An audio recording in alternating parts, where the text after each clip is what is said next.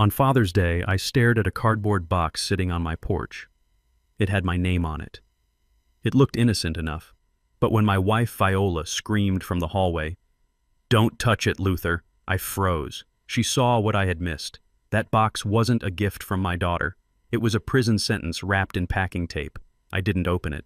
Instead, I made a phone call that turned my quiet suburban street into a crime scene. And when the police opened it for me, I realized my own family had just tried to bury me alive. Before I tell you how I fought back, let me know where you are watching from in the comments below. Hit like and subscribe if you have ever had to protect yourself from the people who are supposed to love you. I am Luther Banks, 71 years old. I spent 40 years as a structural engineer ensuring that buildings in Chicago didn't collapse under their own weight. I know how things are built, and I know how they break. That Sunday morning started with the smell of roasted coffee and the silence I had grown to cherish. It was Father's Day. I wasn't expecting much. My daughter Nia hadn't called before noon in 3 years, not since she married Gavin. But then the doorbell rang. It was a sharp, intrusive sound that sliced through the morning calm. I walked to the door, my joints protesting slightly with the humidity. I opened it. The porch was empty. There was no delivery truck driving away, no neighbor waving from the sidewalk. There was just a medium-sized brown cardboard box sitting on the welcome mat. No card, no ribbon, just a shipping label. I bent down and picked it up. Immediately, my internal alarm bells went off. The weight distribution was wrong. It was heavy, maybe 5 or 6 pounds, but the center of gravity shifted as I lifted it. Whatever was inside wasn't secured properly. It slid with a dull thud against the cardboard. I carried it into the kitchen and set it on the granite island. My wife Viola was in the living room reading her book. "Look what we have here," I called out. I grabbed my utility knife from the junk drawer. The blade clicked as I pushed it up. I was 1 inch away from slicing the tape when Viola's voice cracked like a whip. "Luther, stop! Don't you dare cut that tape!" I froze. Viola stood in the doorway, her eyes wide, her hand gripping the doorframe. She wasn't looking at me. She was staring at the box with the intensity of a hawk spotting a field mouse. "What is it, V?" I asked, my thumb hovering over the blade. "Look at the return address, Luther. Look at the stamp." I leaned in. My eyesight isn't what it used to be, so I pulled my magnifying glass from my pocket. I always carry it. Old habits from inspecting blueprints die hard. I magnified the label. It said County Department of Health. My heart skipped a beat. I worked for the city for 30 years. I know their mail. They use a specific metering machine with red ink. This stamp was black standard postage, the kind you buy at a grocery store kiosk. And the address wasn't printed. It was handwritten. I focused on the letters. The L in Luther looped unnecessarily at the bottom. The letters slanted aggressively to the left. I knew that handwriting. I had seen it on loan applications my son-in-law Gavin had begged me to co-sign. I had seen it on the birthday cards he forced my daughter to sign. It was Gavin's writing disguised, but not well enough to fool a man who looks for hairline fractures in concrete. Why would Gavin send me a package pretending to be the health department on Father's Day? Why not just hand it to me or mail it from his own name? The shifting weight inside the box suddenly felt sinister. The tape was applied haphazardly, thick layers of cheap packing tape sealing every seam as if the sender was desperate to keep something not just in, but hidden. Viola walked over and placed her hand over mine, gently lowering the knife. "That is not a gift, Luther," she whispered. "That is a trap." She was right. If I opened that box, my fingerprints would be on the flaps. I would be the one discovering the contents. I stepped back. I didn't touch it again. I picked up the phone and dialed 911. I didn't say I received a gift. I said there is a suspicious package on my counter with a fraudulent government return address. I want it removed. 10 minutes later, my quiet cul-de-sac was flashing with blue and red lights. The neighbors were peering through their blinds. A bomb squad technician entered my kitchen dressed in full protective gear. They didn't evacuate the house, but they made Viola and me stand in the backyard. They used a portable X-ray device first, then a remote manipulator to slice the tape. I watched through the sliding glass door. The technician stiffened. He waved over a uniformed officer. They weren't looking at wires or explosives. The officer reached in with gloved hands and pulled out 2 objects. The first was a plastic brick tightly wrapped but clearly identifiable as a large quantity of cocaine. The second was a snub-nosed revolver with the serial number filed off. My knees almost gave out. If I had opened that box, if I had touched that gun, my prints would have been the only ones on it. The officer placed the evidence in bags. He didn't look at the box anymore. He turned around and looked directly at me through the glass. He didn't see a retired engineer. He didn't see a grandfather. He saw an old black man with a kilo of drugs and an illegal firearm in his kitchen. He walked toward the glass door, his hand resting instinctively near his holster. "Mr. Banks," he said, his voice cold and devoid of the respect I had earned over 7 decades. "Step away from the door and put your hands where I can see them. We need to have a conversation about what you are moving through this house. Officer, I swear to you I have never seen that gun before in my life." My voice was steady, but my hands were shaking as I stood in my own kitchen with my palms raised. The officer did not care. He was already radioing for backup. Before I could explain that I was a retired structural engineer with a clean record and a pension from the city, not a drug runner. The front door burst open. It was my daughter Nia and her husband Gavin. They rushed in with a frantic energy that sucked the air out of the room. Gavin looked at the officer, then at the box on the counter, and finally at me.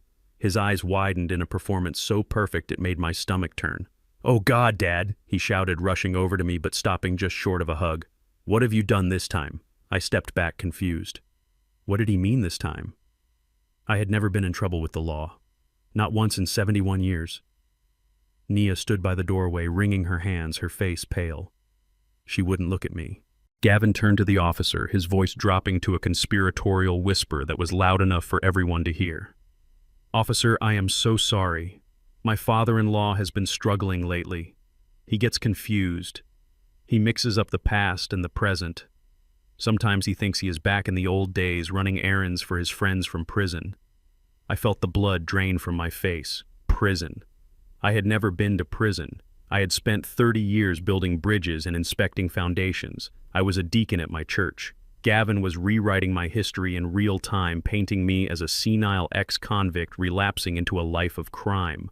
I tried to speak to correct this insanity, but the officer held up a hand to silence me. He was listening to Gavin. Gavin continued shaking his head sadly. "We tried to tell him to stop contacting those people, officer. We told him it was dangerous. But he keeps talking about making one last score. He says he needs the adrenaline. Lies. Malicious, calculated lies." I looked at Nia, my baby girl, waiting for her to step in to tell the officer that her father was a respected man who spent his weekends gardening and fixing antique clocks, not trafficking cocaine. But Nia just looked at the floor and nodded weakly. "Yes, officer," she whispered. "My dad has been acting very strange lately." That betrayal cut deeper than any knife. My own daughter was corroborating a narrative that turned me into a criminal. The officer looked at me with a mix of pity and suspicion. His hand moved to his radio again. "Dispatch, send the K9 unit.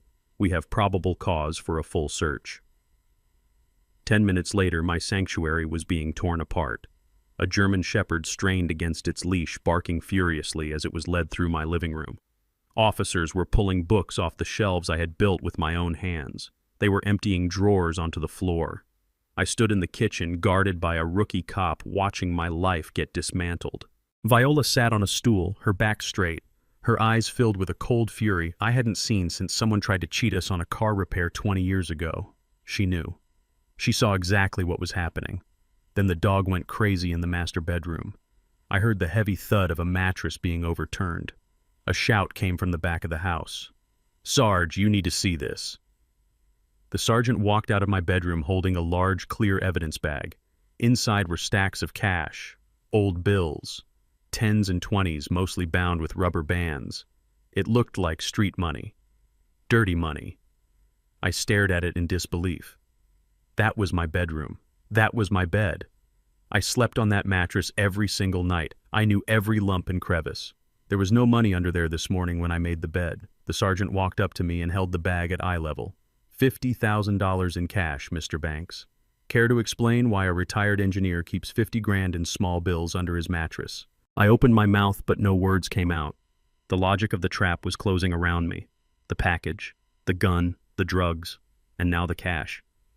It was a perfect tableau of a dealer's house. But then as the sergeant turned away, a scent wafted from the bedroom. It was faint, masked by the smell of the dog and the officers, but my nose is sensitive. It was a cloying, musky smell. Cheap cologne. Specifically, it was a brand called Midnight Prowler. I knew that smell because I hated it. I had asked Gavin repeatedly not to wear it in my house because it gave me a migraine. Gavin was standing in the kitchen doorway looking concerned, but he hadn't entered the bedroom since the police arrived. Yet his scent was fresh in my room. It was lingering in the air where the mattress had been flipped. He had been there. Not today, but recently. Maybe while I was at the hardware store yesterday, maybe while I was in the garden. He had planted that money. He had violated the sanctity of my marriage bed to frame me. I looked at Gavin. He caught my eye, and for a split second the mask slipped.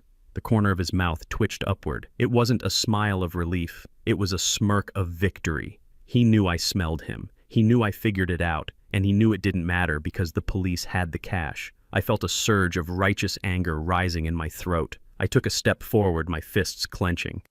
"You son of a..." I started to shout. I was going to tell them everything. I was going to scream about the cologne, about the lies, about the fact that Gavin hadn't held a steady job in 2 years. The phone in my pocket vibrated violently. It was the emergency line I had set up with my old friend Alistair Wright. Alistair was the best defense attorney in Chicago, a man who could argue with a brick wall and win. I had texted him the moment I saw the gun in the box. I pulled the phone out before the rookie could stop me and answered. "Put it on speaker," the officer ordered. I hit the button. Alistair's voice boomed out deep and commanding like the voice of God himself. "Luther, do not say a single word." I opened my mouth to explain, but Alistair cut me off. I said, "Silence, Luther. I am listening to the police scanner. I know what they found. You are being set up. Anything you say right now will be twisted. Do not explain the money. Do not accuse anyone. They will arrest you for resisting if you get aggressive. Let them take you. I will meet you at the station." Silence. I clamped my mouth shut. Alistair was right. If I screamed at Gavin now, I would look like a violent, unhinged criminal. I would be playing the role Gavin had written for me. I took a deep breath and held my hands out. The sergeant nodded. He pulled a pair of metal handcuffs from his belt. The sound of them ratcheting tight around my wrists was the loudest sound in the world. It was the sound of my dignity being stripped away. "Turn around, Mr. Banks." They marched me out of my own front door. My neighbors, the Johnsons and the Garcias, were standing on their lawns watching. These were people I had shared barbecue with, people whose fences I had helped repair. Now they watched me being led away in cuffs like a common thug. I kept my head high. I looked straight ahead, refusing to show shame. As I passed the threshold, I looked back one last time. Viola was standing by the window, her hand pressed against the glass, her eyes promising war. And behind the police line, standing next to my weeping daughter, was Gavin. He wasn't looking at Nia. He wasn't looking at the floor. He was looking right at me. And as the officer pushed my head down to get me into the back of the patrol car, I saw Gavin smile. It was a full teeth-baring grin of a predator who thinks he has just taken down the biggest game in the forest. He thought he had won. He thought the game was over. But as the cruiser pulled away, I sat in the hard plastic seat and closed my eyes. I wasn't thinking about the cell awaiting me. I was thinking about the structural integrity of Gavin's plan. He had built it fast. He had built it on lies. And like any structure built without a solid foundation, it had cracks. I just had to find them and bring the whole thing crashing down on his head. The interrogation room was a cold, windowless box designed to strip a man of his dignity. I sat on a metal chair bolted to the floor, my hands resting flat on the table. Across from me, Detective Reynolds flipped through a file thick with photos of my kitchen, my bedroom, and the cash found under my mattress. He looked tired. He looked bored. He looked like a man who had already decided the ending of this story. "Mr. Banks, let's make this simple," Reynolds said, leaning back. "We found 50 grand in unmarked bills. We found a kilo of cocaine. We found a gun. At your age, do you really want to spend the rest of your life fighting this? Just give us your supplier, and maybe the DA goes easy on you." I looked at him with the patience I used to reserve for junior architects who tried to put load-bearing walls on top of floating floorboards. "Detective, look at the photos of the money bag," I said, my voice calm and level. Reynolds frowned but didn't look. "Look at the dust patterns," I continued. "Under my bed there is a layer of dust consistent with a 2-week cleaning cycle. But the bag itself, it is pristine. There is no dust on the plastic, no lint, no settling. That bag was placed there recently, within the last 24 hours. And the gun. Did you check the striations on the serial number filing? It was done with a high-speed rotary tool, likely a Dremel. I own hand tools, detective. I have never owned a Dremel in my life. Check my garage. Reynolds slammed the file shut. Enough with the CSI routine, Mr. Banks. You are not an engineer right now. You are a suspect in a major narcotics investigation. The physical evidence is overwhelming. We don't need your commentary on dust bunnies. We need a confession. I leaned back and closed my mouth. There was no point in arguing with a man who was looking at the surface cracks while ignoring the foundation sinking. I waited. 2 hours later, the door opened. It wasn't the detective. It was Alistair Wright. He looked impeccable in his charcoal suit, a sharp contrast to the drab gray of the station. He carried a briefcase and an air of absolute authority. "Get up, Luther," Alistair said. "You are leaving. Bail has been set." It was steep, but I covered it. "The DA wanted to hold you without bond, but I reminded him that you are 71 years old with a pacemaker and zero flight risk. However, there are conditions." A deputy entered the room carrying a black plastic device. He instructed me to roll up my pant leg. I felt the cold, hard plastic snap around my ankle. A green light blinked on. "House arrest, Mr. Banks," the deputy said. "You step outside your property line and this thing alerts us. We will be there in 5 minutes to drag you back to a cell. Do not test us." I stood up the device, heavy and shaming against my skin. It felt like a brand, a mark of ownership by the state.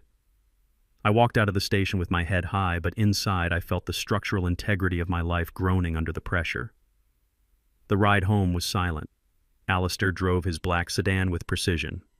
"Luther," he said finally, his eyes on the road. "This is bad.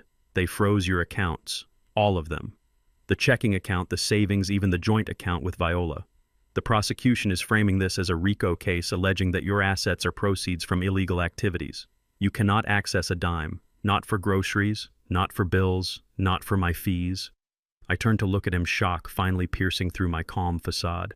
"Everything I asked, everything," Alistair confirmed. "You are financially paralyzed until we can prove the source of that cash was not you. And that could take months." When we pulled into my driveway, the house looked different. It wasn't a sanctuary anymore. It was a prison. The front door still had yellow police tape residue on the frame. I walked inside, my ankle monitor chafing with every step. Viola was sitting at the kitchen table staring at a stack of unpaid bills. She didn't cry when she saw me. She just stood up and held me. Her grip was iron. "We will fix this, Luther," she whispered. "We have been through worse. We survived the riots in '68. We survived the recession. We will survive this." But survival felt very far away when the front door opened 20 minutes later. It was Gavin. He walked in without knocking, as if he owned the place. He was wearing a new leather jacket and carrying a greasy paper bag from a fast food joint. He stopped in the doorway, looking at my ankle monitor, then up at my face. He didn't look scared anymore. He looked emboldened.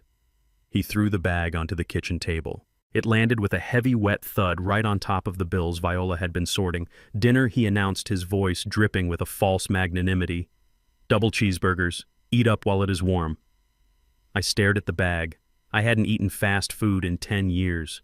Gavin knew that. He knew I watched my cholesterol. This wasn't a meal. It was an insult. "I am not hungry, Gavin," I said, my voice low. Gavin laughed, a sharp barking sound. "You better get hungry, Luther, because this is it. I just got off the phone with Naya. Since your accounts are frozen, we are going to have to make some changes around here. Someone has to manage the household expenses while you are indisposed. Since I am the man of the house now, I will be handling the finances." The man of the house. The audacity took my breath away. This parasite who hadn't paid a utility bill in his life was standing in my kitchen, claiming my throne. "You are not managing anything," I said, stepping forward. "Get out of my house." Gavin didn't flinch. He took a step closer, invading my personal space. I smelled that cheap cologne again, the same scent that had been in my bedroom. He lowered his voice to a hiss. "You are confused, Luther. You are a senile old man under house arrest for drug trafficking. You don't give orders anymore. You take them. If you want the lights to stay on, if you want food in the fridge, you will sign over temporary power of attorney to Nia and me. Otherwise, you and Viola can starve in the dark." I wanted to strike him. My fist clenched at my side. I calculated the trajectory. A hook to the jaw would shatter his teeth. But I saw the glint in his eye. He wanted me to hit him. If I assaulted him while wearing an ankle monitor, I would go straight back to jail and Viola would be left alone with these wolves. I forced my hand open. I took a deep breath. I didn't say a word. I just turned my back on him and walked to the sink to pour a glass of water. My silence infuriated him more than any scream could have. "Fine, be stubborn," he spat. "See how far that gets you." He grabbed a burger from the bag and started eating it aggressively, chomping with his mouth open, crumbs falling onto my clean floor. He began to pace the room. I watched him over the rim of my glass. I switched from participant to observer. I became the engineer inspecting a faulty structure for stress points. Gavin wasn't just pacing aimlessly, he was walking a pattern. 3 steps to the window, turn. 5 steps to the hallway, turn. His eyes weren't on me. They were darting around the room, scanning the walls. He stopped in front of the fireplace. Above the mantel hung a large oil painting of a landscape Viola had bought in New Orleans 30 years ago. It was a heavy piece with a thick, gilded frame. Gavin stared at it. He took a bite of his burger, his eyes narrowing. He wasn't looking at the art. He was looking at the edge of the frame where it met the wall. He shifted his weight, leaning in slightly, then pulled back as if catching himself. I knew that look. I knew what was behind that painting. It was an old wall safe installed by the previous owners in the 50s. I hadn't used it in years. It was empty save for some old tax returns and a broken watch. But Gavin didn't know it was empty. He just knew it was there. He had probably found the original blueprints in my study during his snooping. He was looking for the mother lode. He thought my secret fortune was behind that canvas. I took a slow sip of water. My heart rate steadied. Gavin was arrogant, but he was also desperate. He needed money fast to pay off whatever debts had driven him to this madness. He thought he had checkmated me by freezing my bank accounts. He thought cutting off my supply lines would force me to surrender. But he was looking for treasure in a wall safe while the real foundation of my wealth was buried so deep he wouldn't even know where to start digging. He turned around, catching me watching him. "What are you looking at, old man?" he sneered. I set the glass down on the counter with a deliberate click. "I am just looking at a man who doesn't know the difference between a load-bearing wall and a facade," I said quietly. Gavin scoffed. "You are losing it, Luther. Enjoy the burger. It might be the last hot meal you get for a while." He stormed out the front door, slamming it hard enough to rattle the windows. I waited until the sound of his truck faded down the street. Then I walked over to the painting. I reached behind the frame and felt the cold steel of the safe dial. It was still locked. He hadn't cracked it yet. But he would try. And when he opened it and found nothing but dust, his desperation would spike. That was good. Desperate men make mistakes. Unstable structures collapse when you apply pressure to the right points. I looked at Viola. She was holding the fast food bag with 2 fingers like it was toxic waste. "Throw it out," I said. She nodded and dropped it into the trash. We ate oatmeal for dinner that night. It was plain and made with water because we were out of milk. But as I sat there, my ankle throbbing under the plastic shackle, I didn't feel trapped anymore. I felt focused. Gavin had made his move. He had shown his hand. He wanted control. He wanted the money, and he was willing to starve us to get it. But he had made a fatal error. He assumed that because I was old, I was weak. He assumed that because I was silent, I was confused. He didn't know that an engineer does his best work in the quiet before the demolition. I looked at the painting one more time. I knew exactly what I had to do. I needed to let him think he was winning. I needed to lure him in. And then when he was standing right where I wanted him, I would pull the pin. The doorbell rang at 9 in the morning with a jarring persistence that signaled bad news. I was sitting in my armchair staring at the ankle monitor blinking green on my leg when Gavin walked in. He was not alone. A short, sweating man in a rumpled suit trailed behind him carrying a battered briefcase. The man smelled of stale tobacco and cheap aftershave. Gavin gestured to him with a flourish that was entirely too theatrical for a Wednesday morning. "Dad, this is Mr. Miller. He is a lawyer I know from the city. He specializes in asset forfeiture cases. I brought him here to help us." Miller did not offer to shake my hand. He sat on the edge of the sofa and opened his briefcase, pulling out a stack of documents. He looked at me with eyes that were watery and dismissive. "Mr. Banks, let us be frank," he began, his voice rasping like sandpaper. "The charges against you are catastrophic. Trafficking, possession of an unregistered firearm, money laundering. The state is already moving to seize everything you own under civil forfeiture laws. Your house, your pension, your savings. They will take it all and leave your wife on the street while you rot in a cell." I watched him. I analyzed him. This was not a high-powered attorney. This was a bottom feeder, a man who made his living scaring desperate people into bad decisions. But I let my shoulders slump. I let my lower lip tremble. "What can I do?" I whispered, forcing my voice to crack. Miller leaned forward, smelling blood. "You need to transfer administrative control of your assets immediately. If the assets are managed by a third-party guardian, specifically a family member with a clean record, the state has a harder time freezing them. You need to sign a power of attorney granting full financial control to your son-in-law. It is the only way to save your home." Gavin stood by the window trying to look somber, but his foot was tapping a frantic rhythm against the floorboards. He was practically vibrating with greed. "Do it, Dad," he urged. "Do it for Mom. If you go to prison, at least, let me make sure she has a roof over her head." The audacity was breathtaking. He was threatening me with the very homelessness he intended to cause. But I nodded slowly, letting my head hang low. "Okay," I said. "Okay, save the house." Gavin rushed to the table and slammed the document down in front of me. It was a general durable power of attorney. I scanned the fine print. It gave him the power to sell real estate, access bank accounts, and liquidate investments. It was a license to steal. Gavin shoved a pen into my hand. "Sign right there at the bottom," he said, pointing to the line. I took the pen. I am right-handed. I have been right-handed for 71 years. My drafting hand was steady enough to draw blueprints for skyscrapers without a ruler. But in that moment, I switched the pen to my left hand. I let my hand hover over the paper, and then I started to shake. I made my arm spasm violently, mimicking the tremors I had seen in my own father during his final years. I watched Gavin's eyes. He wasn't looking at my hand. He was looking at the paper, waiting for the ink to hit the page. He was so blinded by the prize he didn't notice the mechanics of the deception. "I cannot hold it steady," I stammered, the pen dancing wildly over the signature line. "Just sign it," Old Man Miller snapped, losing his professional veneer entirely. "Just make a mark." I pressed the tip to the paper. I didn't sign Luther Banks. With a jagged, illegible scrawl, I wrote Luther Bunks. I changed the A to a U. It was a small structural flaw, a hairline fracture in the legal document. To the naked eye, it looked like the signature of a terrified, shaking old man. In a court of law, it was a forgery signed by a non-existent person. I dropped the pen as if exhausted. Gavin snatched the paper away instantly. He stared at the signature, his eyes wide. He didn't see the misspelling. He didn't see the wrong hand. He only saw the keys to the kingdom. "Perfect," he breathed.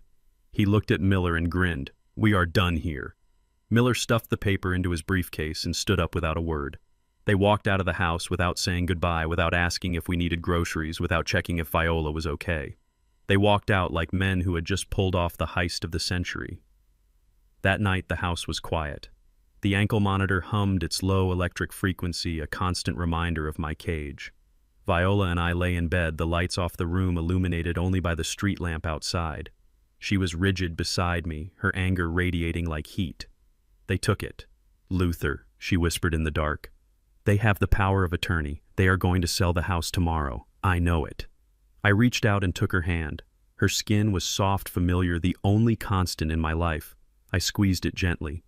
"Let them try, Viola," I whispered back. My voice wasn't shaking anymore. It was the voice of the man who had built bridges across the Chicago River. "You saw me sign that paper, but you did not see what I signed." I used my left hand. I misspelled my name. "That document is void ab initio. It is worthless." Viola turned her head on the pillow, her eyes searching mine in the shadows. "But Luther, even if the paper is bad, they will try to use it. They will go to the bank. They will go to the land title office. It will cause a mess." I smiled in the dark. "Let them go to the bank," I said. "Let them walk in there and present that paper to the manager. Do you know what they will find?" Viola shook her head. "They will find a ghost Viola, because Luther Banks does not own anything." She sat up slightly confused. "What are you talking about?" 5 years ago, I said quietly.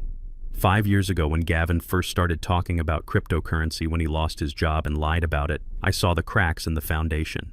I saw that he was a load-bearing wall that was going to buckle. So I went to a different lawyer, a lawyer Gavin doesn't know.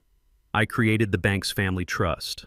I transferred the deed to the house, the savings accounts, the investment portfolio, everything into the trust.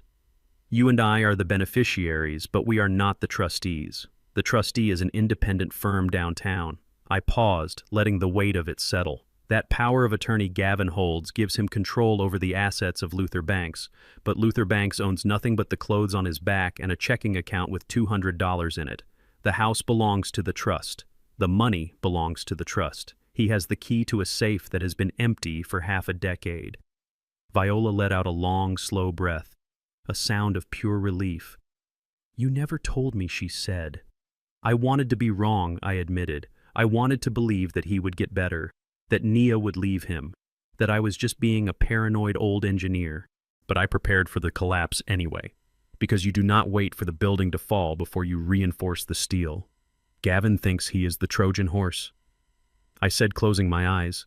"He thinks he has wheeled himself inside our walls, and tonight he is going to climb out and slaughter us while we sleep. But he doesn't know that he is not in Troy.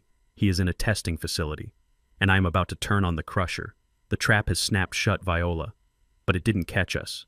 It caught him by the throat, and tomorrow when he tries to swallow, he is going to choke." The knock on the door came at 2 in the afternoon. It was a soft, hesitant sound, not the aggressive pounding of the police or the arrogant rapping of Gavin.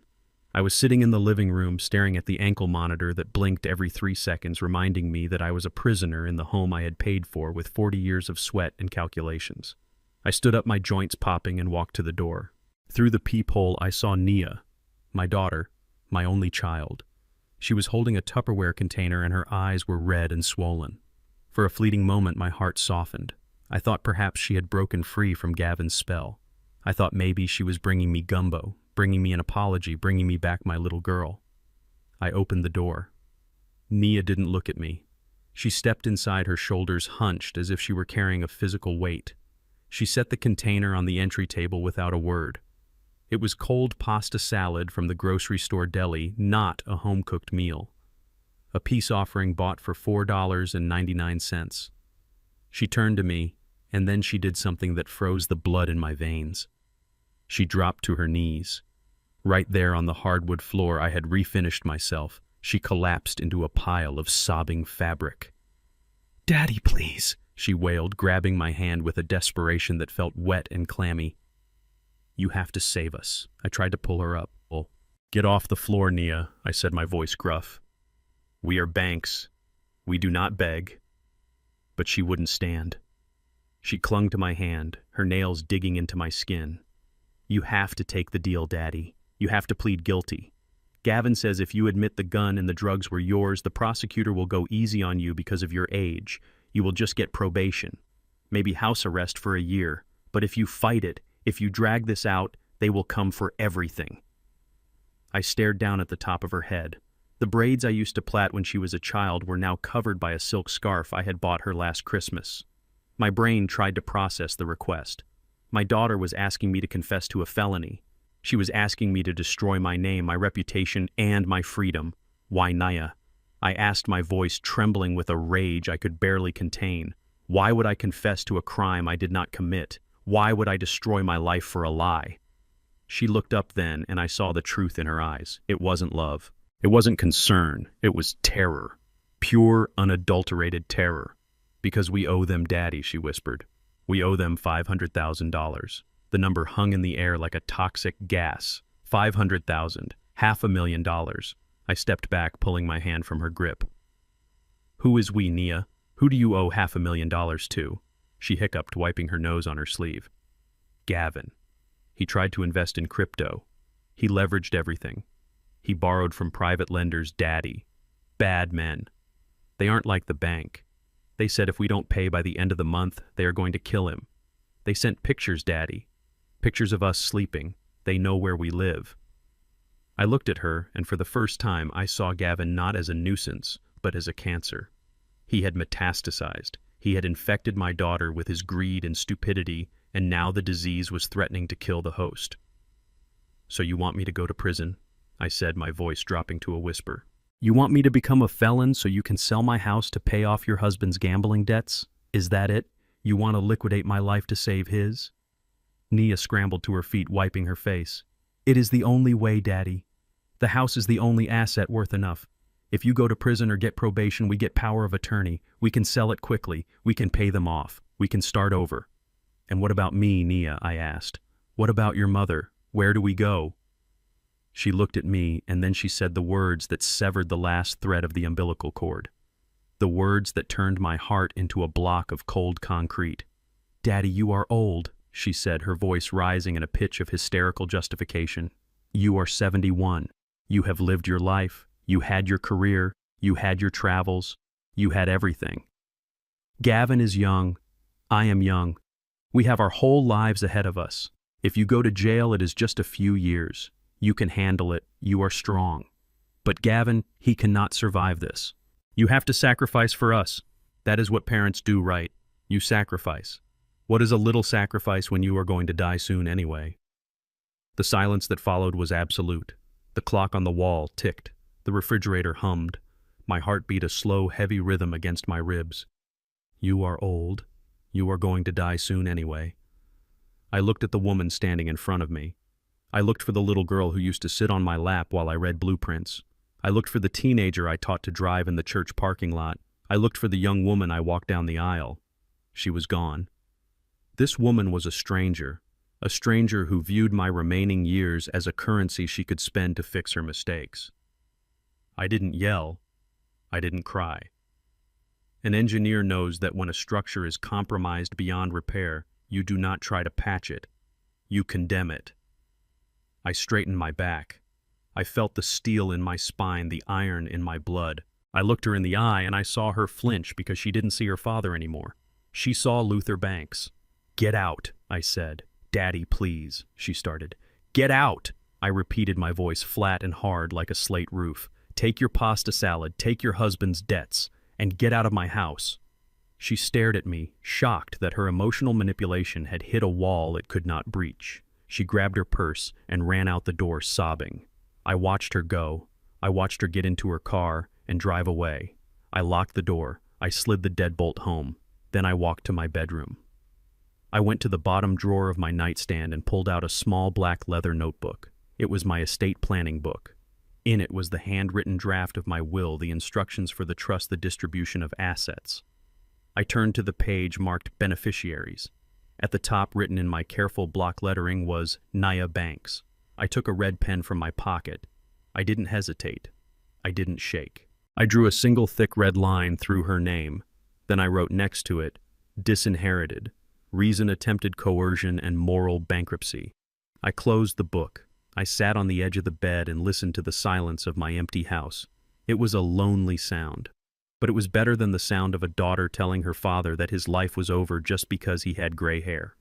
I was not dead yet, and as long as there was breath in my lungs, I would not be a sacrifice on the altar of Gavin's greed.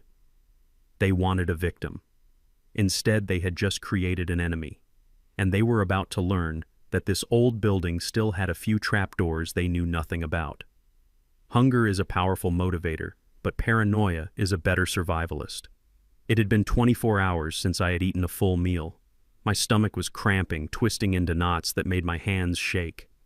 I was sitting in the dim light of the kitchen, listening to the hum of the refrigerator when Gavin walked in. He was carrying a tray. On it sat a steaming bowl of tomato bisque and a glass of water. He placed it on the table in front of me with a smile that didn't reach his eyes. "I made you something warm, Dad," he said, his voice dripping with a synthetic kindness that made my skin crawl. "You need to keep your strength up. We cannot have you getting sick before your court date." I looked at the soup. It was a deep, rich red smelling of basil and cream. But beneath the comfort food aroma, my nose picked up something else. It was faint, a subtle chemical undertone that a layman might have missed. But I spent 30 years working around industrial solvents and chemical compounds. I knew the smell of contamination. It was metallic with a sharp, bitter edge like crushing raw almonds. It wasn't poison meant to kill me right there. It was a sedative. Likely a heavy dose of benzodiazepines crushed and stirred into the cream to mask the texture. Gavin wasn't trying to feed me. He was trying to sedate me. He needed me pliable. He needed me unconscious so he could move me without a fight. I looked up at him. He was watching me with an intensity that betrayed his anxiety. "Eat up," he urged. "It is good." I nodded slowly, picking up the spoon. I lifted it to my lips, my hand trembling, not from age but from rage. Just as the spoon touched my mouth, I let it slip. It clattered into the bowl, splashing soup onto the table. Oh, clumsy me, I muttered. I grabbed a napkin and in the commotion I knocked the bowl over. The red liquid poured over the edge of the table and straight into the large potted fern that sat on the floor. Gavin shouted in frustration, "Damn it, Luther, look what you did!" I didn't answer. I stood up, clutching my chest. I let my eyes roll back in my head. I let my knees buckle. I collapsed onto the linoleum floor, my body convulsing in a rhythmic spasm that I had seen once when a construction worker touched a live wire. It was a performance born of desperation. I thrashed against the cabinets, knocking over a chair. Gavin didn't rush to help me. He didn't check my airway. He stood over me, watching with a cold, clinical detachment. He pulled out his phone. But he didn't dial 911. He dialed a number he had saved. "It is happening," he said into the receiver. "Bring the van. He is going down now." I lay on the cold floor, forcing my breathing to be shallow, forcing my muscles to go limp. Gavin nudged me with the toe of his boot. When I didn't react, he let out a sigh of relief. Finally, he whispered. 10 minutes later, I heard the vehicle pull into the driveway. It wasn't the wail of a siren. It was the heavy rumble of a diesel engine. I kept my eyes slit open just a fraction. 2 men entered the kitchen. They weren't paramedics. They wore gray jumpsuits with no insignias. They didn't carry defibrillators or trauma kits. They carried a straitjacket and a canvas stretcher. "Is he out?" one of the men asked, his voice rough like gravel. "He should be," Gavin replied. "He didn't eat the soup, but he had some kind of attack, maybe a stroke. Just get him out of here before the neighbors see." They lifted me onto the stretcher with zero regard for my comfort.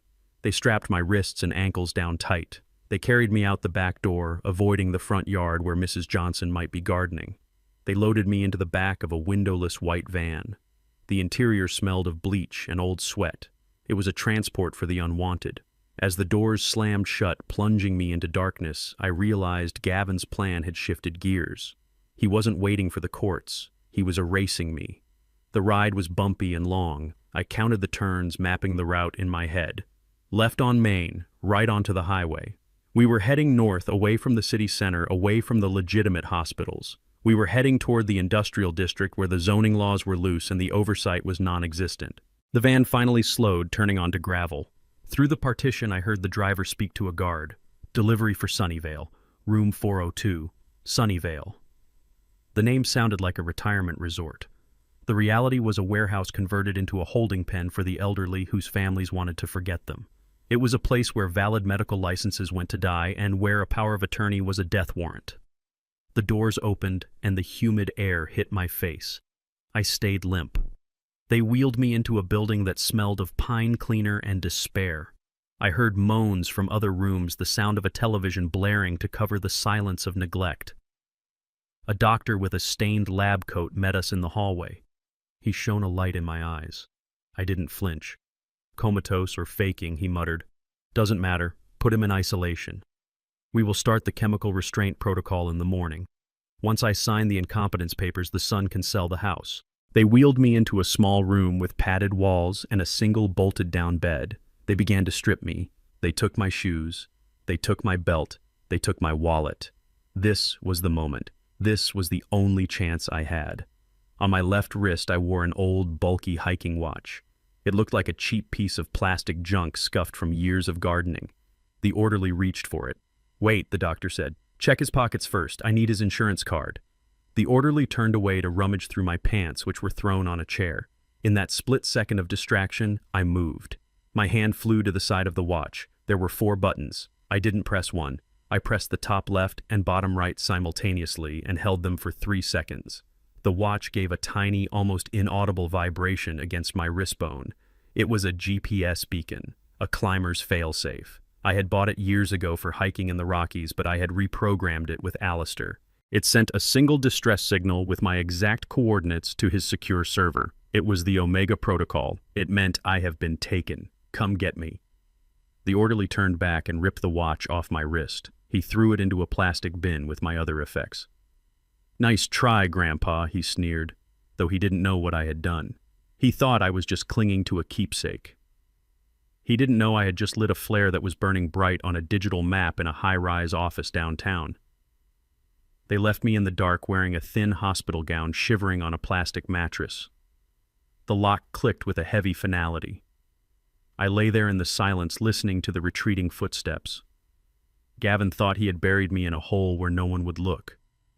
He thought he had won. But he didn't know that I wasn't just an old man in a cell. I was a beacon, and the cavalry was already on its way.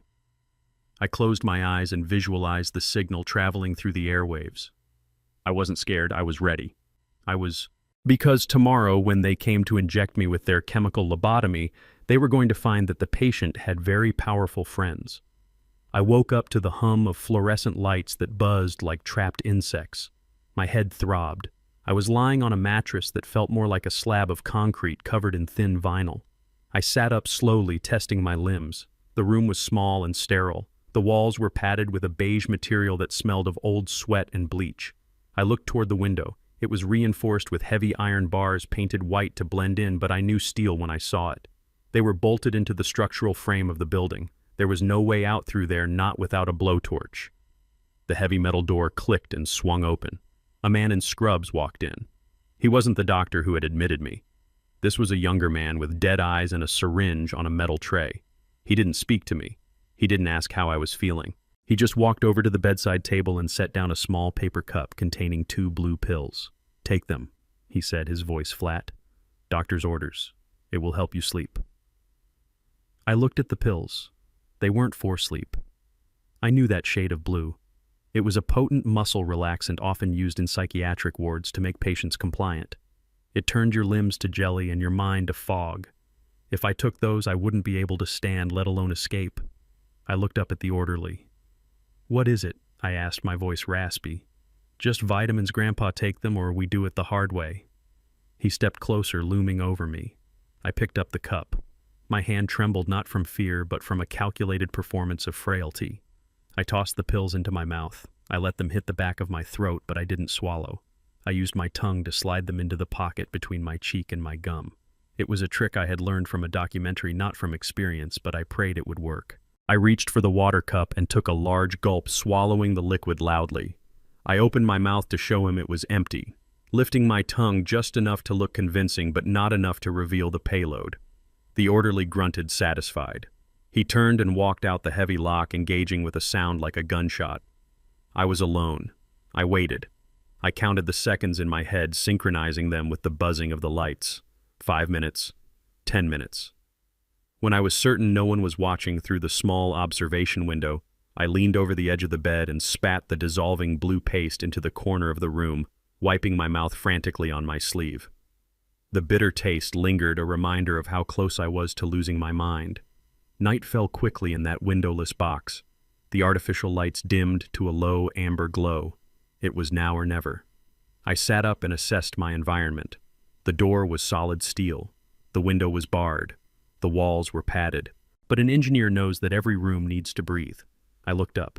In the corner near the ceiling was a ventilation grate. It was small, maybe 18 inches square, covering the HVAC intake. I stood on the bed. It wasn't high enough. I dragged the heavy plastic chair over and placed it on top of the mattress. It wobbled dangerously under my weight. I reached up. My fingers brushed the cold metal of the grate. It was held in place by 4 screws. I squinted in the dim light. They weren't security screws. They were standard Phillips head screws, likely installed 30 years ago and never updated. Whoever built this place cut corners. I reached for my face. They had taken my belt and my shoes, but they had left me my glasses. I took them off. The frames were wire-thin titanium, strong and flexible. I bit down on the end of the left earpiece, flattening the tip with my molars until it was sharp and flat. It was a crude tool, but it was metal. I inserted the flattened tip into the first screw head. It fit. Barely. I began to turn. My arthritis flared instantly, a sharp, hot pain shooting through my knuckles. The screw was painted over, stuck tight with years of neglect. I gritted my teeth and applied torque. I whispered a prayer to every bridge I had ever built, asking for leverage. The paint cracked with a tiny snap. The screw turned. One down. It took me an hour to get 3 of them out. My arms were burning, my neck was cramping, and sweat was stinging my eyes. The 4th screw was stripped. The metal driver just spun uselessly in the head. Panic began to rise in my chest. I couldn't leave it hanging. I grabbed the grate with both hands, my fingers hooking into the slats. I braced my feet against the wall and pulled. I pulled with the strength of a man who knows that if he fails, he dies in this room. The drywall crumbled. The screw ripped out of the plaster with a puff of white dust. The grate fell into my hands, heavy and sharp. I looked into the dark maw of the duct. It was tight. Galvanized steel. Rectangular. I threw my glasses onto the bed. I wouldn't need them where I was going. I hoisted myself up. My shoulders barely fit. The metal was cold against my belly. I shimmied forward, dragging my 71-year-old body inch by inch. The space smelled of dust and mold. Every movement sent spikes of agony through my knees. My elbows scraped against the rivets, tearing skin. I was an old man crawling through the intestines of a building designed to forget people.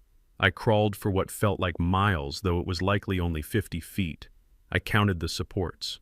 I visualized the blueprints of a standard commercial building. I was looking for the exterior exhaust. Finally, I saw a grate ahead with moonlight filtering through. I reached it.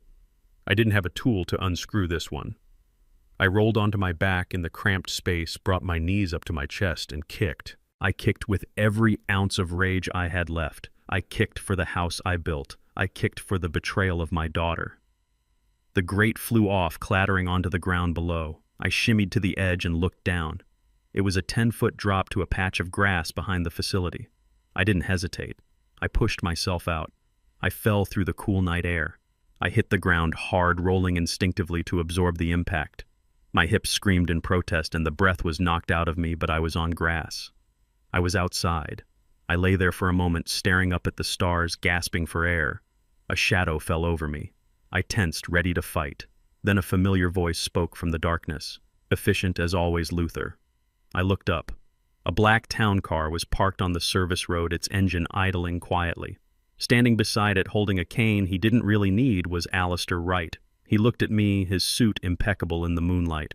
"I got the signal from your watch," he said. "We have been parked here for 3 hours waiting for you to decide which wall to break." I groaned and let him help me up. His grip was strong. "You look terrible, Luther," he said, dusting off my hospital gown. "I feel terrible," I admitted, limping toward the car. "But I am free." We got into the car. The leather seats were soft and warm. Alistair handed me a bottle of water and a burner phone. "We are going to a safe house," he said as the driver pulled away. "We have a lot of work to do before morning." I looked back at the facility receding in the distance. It looked peaceful, quiet, a tomb for the living. The next morning at 8 sharp, a luxury sedan pulled up to the front entrance of Sunnyvale. Gavin stepped out wearing a suit he had bought with one of my credit cards, looking every inch the concerned son. He walked into the lobby carrying a folder of legal documents. He met the corrupt doctor at the desk. "Is it done?" Gavin asked, his voice hushed. The doctor nodded, smirking. "He is sedated in isolation. He won't be making any trouble. You can go in and get the signature. He won't even know what he is signing." Gavin smiled, that predatory smile I had come to hate. He walked down the hallway, his footsteps echoing with confidence. He reached room 402.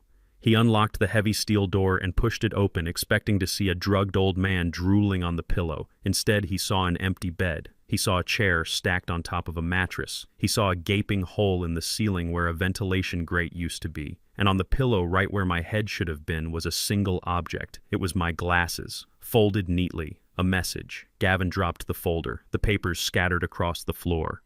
The power of attorney. The deed transfer. The fake medical history. They were all useless now. He stared at the empty hole in the ceiling, and for the first time he realized that the game wasn't over. The prey had escaped, and the hunter was about to become the hunted. The elevator doors opened directly into the penthouse suite of the Four Seasons. I walked in not as a fugitive on the run from a corrupt mental institution, but as a man reclaiming his stature. Alistair had booked the room under the name Marcus Freeman, using a corporate account that bypassed the usual credit checks. The air inside smelled of lemon zest and expensive lilies, a stark contrast to the bleach and desperation of the Sunnyvale facility. Viola was standing by the floor-to-ceiling window looking out at the Chicago skyline. When she turned, her face was a mask of stoic resolve, but her eyes betrayed the terror she had lived through for the last 24 hours. She didn't say a word. She just walked across the plush carpet and buried her face in my chest. I held her tightly, feeling the tremors in her small frame. "I am here, V," I whispered into her hair. "I am not going anywhere." We didn't unpack because we didn't have anything to unpack. We were ghosts in a palace. Alistair had ordered clothes for us, high-end suits and dresses that fit our station, not the rags Gavin thought we deserved. I took a shower, scrubbing the smell of the institution off my skin, watching the gray water swirl down the drain. When I came out, room service had arrived. A bottle of vintage Pinot Noir and a steak dinner sat on a silver cart. I poured 2 glasses. My hand was steady. The wine tasted like iron and berries like victory. We sat on the velvet sofa, the city lights twinkling below us like a sea of diamonds. We were hidden in plain sight. Gavin and Naya thought I was wandering the streets confused and destitute. They thought I was eating out of garbage cans. Instead, I was cutting into a prime ribeye watching the world from the 50th floor. This was the calm before the demolition. I picked up the remote and turned on the large television mounted on the wall. I needed to see what they were doing. I needed to know the enemy's position. I flipped to the local news channel. It didn't take long. The banner at the bottom of the screen was bright red, missing and endangered. And there was my face. It was a photo from 5 years ago taken at a family barbecue where I had blinked mid-flash, making me look disoriented and slack-jawed. Gavin had chosen it on purpose. The camera cut to a live feed from my own front porch. Gavin and Nia were standing there surrounded by microphones. Gavin looked disheveled, his tie loosened, his hair mussed perfectly to suggest a man on the edge of a breakdown. He was holding Naya's hand. Nia looked small and broken, wiping her eyes with a tissue. The reporter thrust a microphone into Gavin's face. "Mr. Banks, please tell us what happened." Gavin looked directly into the camera. His performance was Oscar-worthy. "We are just devastated," he choked out. "My father-in-law, Luther, has been struggling with dementia for months. We tried to get him help. We tried to keep him safe. But last night he became violent. He attacked a nurse and escaped from the care facility we placed him in. He is confused. He is paranoid. He believes his family is trying to hurt him. If you see him, please do not approach him. He may be armed. Call the police immediately." I took a sip of wine, feeling the cold liquid burn down my throat. He was painting a target on my back. He was turning every police officer and concerned citizen in the city into his personal bounty hunter. He was delegitimizing anything I might say in the future by labeling it as the ravings of a violent lunatic. But then Nia stepped up to the microphone and the knife twisted deeper. "Daddy, if you can hear this, please come home," she sobbed, her voice trembling. "We love you. We just want to take care of you. We know you are scared. Please let us help you." And to the public, she continued looking at the camera with wide, pleading eyes. "Because the search is so expensive and the medical bills are piling up, we have started a GoFundMe page to help bring Luther home. Please donate. Help us find my father before he hurts himself." I watched the ticker on the screen. The fund had already raised $8,000. My jaw tightened until my teeth ached. They were monetizing my destruction. They were using my name and my alleged insanity to grift strangers out of their money. They weren't just trying to find me to silence me. They were turning my disappearance into a profit center. Viola set her wine glass down on the marble table with a sharp clatter. "That girl," she whispered, her voice shaking with a mix of grief and fury. "That girl is dead to me, Luther. She stood there and lied to the whole city. She is begging for money to hunt her own father." I reached over and took the remote, muting the sound. I stared at Gavin's face frozen on the screen. He looked triumphant behind his mask of grief. He thought he had checkmated me. He thought that by controlling the narrative, he controlled the outcome. He believed that a 71-year-old man without a phone or a wallet would be helpless against the power of the media. I looked at Alistair, who was sitting in the armchair, tapping away on his tablet. "They want a wandering, senile old man," I said, my voice low and hard. "They want a spectacle. Let us give them one." Alistair looked up. "What do you have in mind, Luther?" I outlined the plan. It was an engineering solution to a communication problem. We needed to create noise, signal interference. We needed to flood their system with so much data that they couldn't filter the truth from the fiction. Alistair smiled, a wicked glint in his eye. He made a phone call to a contact he knew from his pro bono work with veterans. Within 2 hours, we had a team on the ground. We hired 15 men. Real homeless men, veterans who had been ignored by the city men who knew the streets better than any cop. We paid them $500 each cash. We gave them beige windbreakers and fedoras similar to the one I wore in the photo. And we gave them signs. Cardboard signs written in thick black marker. "I am Luther Banks." One sign read, "I am not lost, I am free." Another said, "Ask my son-in-law about the money," a third declared. We deployed them to 15 different high-traffic neighborhoods across Chicago. One was sent to the park across from the police station. One was sent to the upscale mall where Eleanor liked to shop. One was sent to the street right in front of the TV station that had just interviewed Gavin. The effect was immediate. Social media began to light up. People were posting photos of Luther Banks in Lincoln Park, Luther Banks in the Loop, Luther Banks on the South Side. The police tip line was flooded with sightings. Gavin's phone would be ringing off the hook. He would have to run down every lead, terrified that one of them might actually be me, terrified that I was talking to people. He would be chasing ghosts all over the city. The police would grow frustrated with the false alarms. The public would get confused. The narrative of the helpless lost senior would dissolve into chaos. I stood up and walked to the window looking down at the city. Somewhere down there, Gavin was panicking. He was realizing that his simple narrative was fraying. He was realizing that the old man wasn't just wandering aimlessly. The old man was fighting back. I raised my glass to the reflection in the window. "Run, Gavin," I whispered. "Run until your legs give out. Because while you are chasing shadows, I am coming for the house." I sat in the leather armchair of the hotel suite, staring at the laptop screen with the cold detachment of a demolition expert watching a building rigged to blow. The feed was coming from 3 hidden cameras I had installed in my living room months ago, not out of paranoia but for security. Now they were broadcasting the desecration of my life. My living room, my sanctuary, had been turned into a bazaar. Strangers were tramping through my house, tracking mud on the rugs Viola had picked out. They were picking up my porcelain figurines, tapping on my crystal glassware, and appraising the value of 40 years of memories. Standing in the center of it all, holding a gavel he had probably bought at a toy store, was Gavin. He was wearing a new suit, navy blue pinstripe that fit him poorly around the shoulders. He looked like a child playing dress-up in his father's clothes. He was sweating under the lights, shouting out starting bids with a manic energy that stank of desperation. "Ladies and gentlemen," he announced, his voice cracking slightly, "we are here to liquidate the estate of Luther Banks. My father-in-law has tragically lost his capacity to manage his affairs, and we must sell these assets to fund his specialized care. It is a tragedy, truly, but we must be practical." Lies. Every word was a structural failure. He didn't have the authority to sell a single spoon. The power of attorney was a forgery. The deed was in a trust. He was selling property he did not own to people who did not know they were buying stolen goods. But Gavin didn't care about legality. He cared about liquidity. He needed cash fast. The loan sharks were circling, and he was throwing my life overboard to keep his own head above water.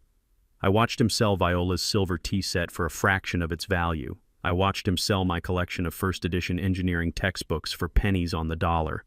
My heart hammered against my ribs, a rhythmic thud of rage. But I didn't call the police. Not yet. The police stop crimes. I wanted to create a crime so undeniable, so documented, and so catastrophic that Gavin would never see the outside of a prison cell again. I needed him to commit grand larceny on camera. I needed him to sign a contract. I picked up my burner phone and dialed a number. It connected to an earpiece worn by a man standing in my driveway. His name was Marcus, but for today he was Mr. Sterling. He was a former actor turned private security contractor, a man with a voice like velvet and a presence that screamed old money. He was my Trojan horse. "Go in," I said. On the screen I saw the front door open. The crowd parted instinctively. Marcus walked in wearing a beige linen suit and sunglasses he didn't remove indoors. He looked like he owned the block. He didn't look at the small items. He walked straight to the center of the room where Gavin had placed the centerpiece of the auction. It was a large, heavy wooden chest with brass fittings and intricate carvings. I had told Gavin years ago that it was a Civil War-era campaign chest worth $50,000. Gavin had believed me because Gavin believed anything that had a dollar sign attached to it. Marcus circled the chest, running a gloved hand over the wood. Gavin's eyes locked onto him. He smelled money. He stopped the auction for the toaster oven and hurried over. Sir Gavin said, his voice dropping to an obsequious purr. "You have an eye for quality. This is the crown jewel of the collection, authentic 19th century." Marcus tapped his earpiece discreetly, appearing to adjust his glasses. I fed him the line. "Ask him about the provenance," I whispered. "Ask him for the papers." "Do you have the provenance?" Marcus asked, his voice bored. "The authentication papers." Gavin didn't blink. Of course he lied, smooth as oil. "My father-in-law kept immaculate records. We have the certificates in the safe. We can provide them upon transfer of funds. Liar. There were no papers because there was no antique. I had built that chest myself in the garage 10 years ago using distressed pine from Home Depot and brass handles I bought on eBay. I had stained it with tea and vinegar to age it and beat it with a chain to create wear marks. It was a theatrical prop, a woodworking experiment. It was worth maybe $200 in materials. But to a greedy man, it looked like a gold mine. I will open the bidding at $5,000, Marcus said. Gavin's eyes bulged. 5,000. He looked around the room. Does anyone hear 10? Silence. The neighbors knew I built furniture. They probably recognized the wood, but they were too polite or too confused to speak up. 10,000, Marcus said, raising his own bid. I want it. I do not have time for games. Gavin was practically vibrating. 10,000. Going once. 15, I whispered into the phone. 15,000, Marcus said. But I want to take it now. Today. Gavin looked like he might faint. $15,000 was enough to keep his knees unbroken for another month. Sold, he shouted, slamming the gavel down so hard it chipped the finish on my dining table. Sold to the gentleman in the linen suit. Marcus didn't smile. He pulled a checkbook from his pocket. I will write you a check. Gavin stopped him. No checks, he said quickly. Cash or wire transfer only. Immediate release of funds. We have had issues with banks freezing assets due to the legal nature of the conservatorship. It was a clumsy lie covering the fact that he couldn't cash a check made out to Luther Banks. Marcus looked at him over the rim of his sunglasses. I can have a courier bring cash within the hour, but I need a bill of sale, a binding contract stating that you have the legal right to sell this item and that you guarantee its authenticity. I will sign anything you want, Gavin said, his greed overriding every survival instinct he possessed. An hour later, I watched on the screen as a messenger bag was placed on my dining table. It contained $50,000 in prop money that Alistair had acquired from a movie supply house. To the naked eye, it looked real. To the touch, it felt real. Gavin didn't check the serial numbers. He just saw stacks of green. He signed the document Marcus presented with a flourish. The document was a confession. It stated clearly that Gavin claimed sole ownership and authority. It stated he was selling an antique of high value. By signing it, he was committing fraud, forgery, and theft by deception all in one ink stroke. Marcus handed over the bag. Gavin clutched it to his chest like a newborn baby.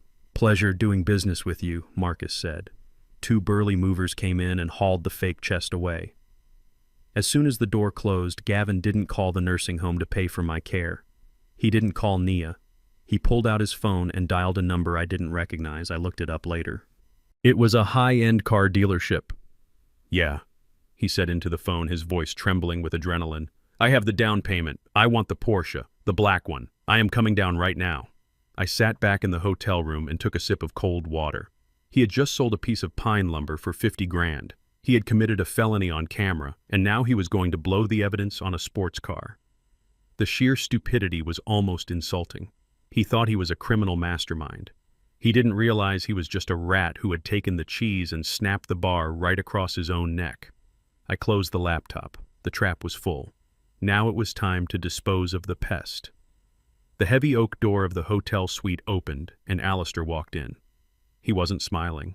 Usually when he found a crack in the opposition's case, he had a certain bounce in his step, a glint of victory in his eyes. Today he looked heavy. He looked like a man carrying a burden he didn't want to deliver. He placed a thick manila envelope on the coffee table in front of me. It sat there like a loaded weapon. Viola was sitting by the window reading her Bible, but she closed it immediately, sensing the shift in the room's atmosphere. Luther Alistair said, his voice low and grave. We thought we knew what we were dealing with. We thought Gavin was a desperate man trying to pay off bad debts. We thought he was a gambler, a failed investor, a leech. We were wrong. He isn't just incompetent. He is methodical, and he isn't doing this alone. I stared at the envelope. My hands felt cold. What did you find, Alistair? Open it. I slid the photos out onto the marble table. They were high-resolution surveillance shots taken with a telephoto lens. The first few showed Gavin at a gas station filling up his truck. Nothing unusual, but the location stamp said Milwaukee, Wisconsin. That was 2 hours north. Gavin hated driving north. He complained about the tolls. The next photo showed him pulling into the driveway of a modest suburban house. It wasn't a crack den, it wasn't a casino, it was a family home with a tricycle on the front lawn. In the next image, the front door opened. A woman stepped out. She was young, maybe 25. She was blonde, pretty in a generic sort of way, and very pregnant. She wasn't just greeting him, she was kissing him. It was the kind of kiss you give a husband coming home from war. Familiar. Possessive. I felt Viola gasp beside me, but the next photo was the one that stopped my heart. Gavin was kneeling on the grass holding a little boy. The boy was maybe 3 years old. He had Gavin's nose. He had Gavin's chin. Gavin was laughing, throwing the boy into the air. It was a picture of pure paternal joy, a joy he had never shown around Naya, a joy he had claimed he couldn't afford because of the stress of his debts. He has a second family, Alistair said quietly. Her name is Tiffany. She thinks he is a traveling pharmaceutical sales rep. She thinks his name is Greg. They have been together for 4 years. The boy's name is Tyler. I sat back, the leather of the couch creaking under my weight. 4 years. My daughter had been married to him for 5. He had started this other life almost immediately. While Nia was working double shifts to cover his imaginary investment losses, Gavin was playing house in Wisconsin. While Nia was crying in my kitchen begging me to go to prison to save his life, Gavin was building a backup plan. I picked up the next document in the stack. It was a printout from a real estate website. It was a listing for a 4-bedroom house in a gated community outside of Milwaukee. The asking price was $600,000. Across the top of the page was an email chain between Gavin and a realtor. Subject: closing date. Body: I have the cash for the down payment. My uncle is liquidating some assets for me. We should be able to close by the 1st of the month. My uncle, that was me. I was the uncle. I was the liquidation sale. The $50,000 he had just stolen from the fake auction wasn't going to a loan shark. There were no loan sharks. There was no cartel threatening to break his legs. There was just Tiffany and a new house with a white picket fence. The realization hit me with the force of a wrecking ball. The sheer scale of the deception was architectural in its complexity. Gavin wasn't trying to pay off a debt to save his life. He was cashing out. He was liquidating the Banks family empire, my house, my savings, my pension to fund his escape. He was going to take everything I had built over 40 years, strip it down to the studs, and use the lumber to build a castle for his mistress. And Nia. What was the plan for Nia? I found the answer in a text message log Alistair's investigator had pulled from the cloud. It was a conversation between Gavin and Tiffany. Tiffany asked, "When are you finally going to leave her? You promised Greg," Gavin replied. "Soon, baby. The old man is almost out of the way. Once the house sells, I will file for divorce. I will leave her with the debt. We will be ghosts." He was going to leave her with nothing. He was going to steal her inheritance, destroy her credit, ruin her father, and then abandon her in the wreckage while he drove off into the sunset with his new family. He wasn't just a thief. He was a sociopath. He looked at my daughter, the woman who washed his clothes and cooked his meals, and believed his lies, and he saw nothing but a resource to be mined until it was empty. I looked at the photo of Naya on my phone. It was her wedding day. She looked so happy, so radiant. I remembered walking her down the aisle. I remembered Gavin gripping my hand, his palms sweating, promising to take care of her. I had looked him in the eye, and I had seen weakness, but I hadn't seen evil. I had failed her. An engineer is supposed to spot the flaws in the foundation before the building goes up. I had let my daughter move into a house built on quicksand. Viola was crying, silent tears running down her face. She touched the photo of the little boy. "That child," she whispered. "He is innocent Luther, but he is living on stolen time." I stood up and walked to the window. The city of Chicago lay spread out before me, a grid of lights and concrete. I felt a pain in my chest that had nothing to do with my heart condition. It was the pain of a father who knows he has to break his child's heart to save her life. Nia didn't know. She believed in the loan sharks. She believed Gavin was a victim of bad luck. She believed she was fighting for her marriage. If I told her now, if I just showed her these photos, she might not believe me. She might think I faked them. Gavin had his claws so deep in her psyche that she would reject the truth to protect the illusion. Denial is a powerful fortification. You cannot chip away at it. You have to blow it up. "She has to see it, Alistair," I said, my voice sounding hollow to my own ears. "I cannot just tell her. She needs to see the monster without his mask." Alistair nodded. "It will destroy her, Luther." "I know," I replied, closing my eyes. "It will break her into 1,000 pieces. But a broken bone can set. A broken bone can heal stronger than it was before. But if I let this cancer stay, she will die. She will wither away serving a man who laughs at her behind her back. I turned back to them.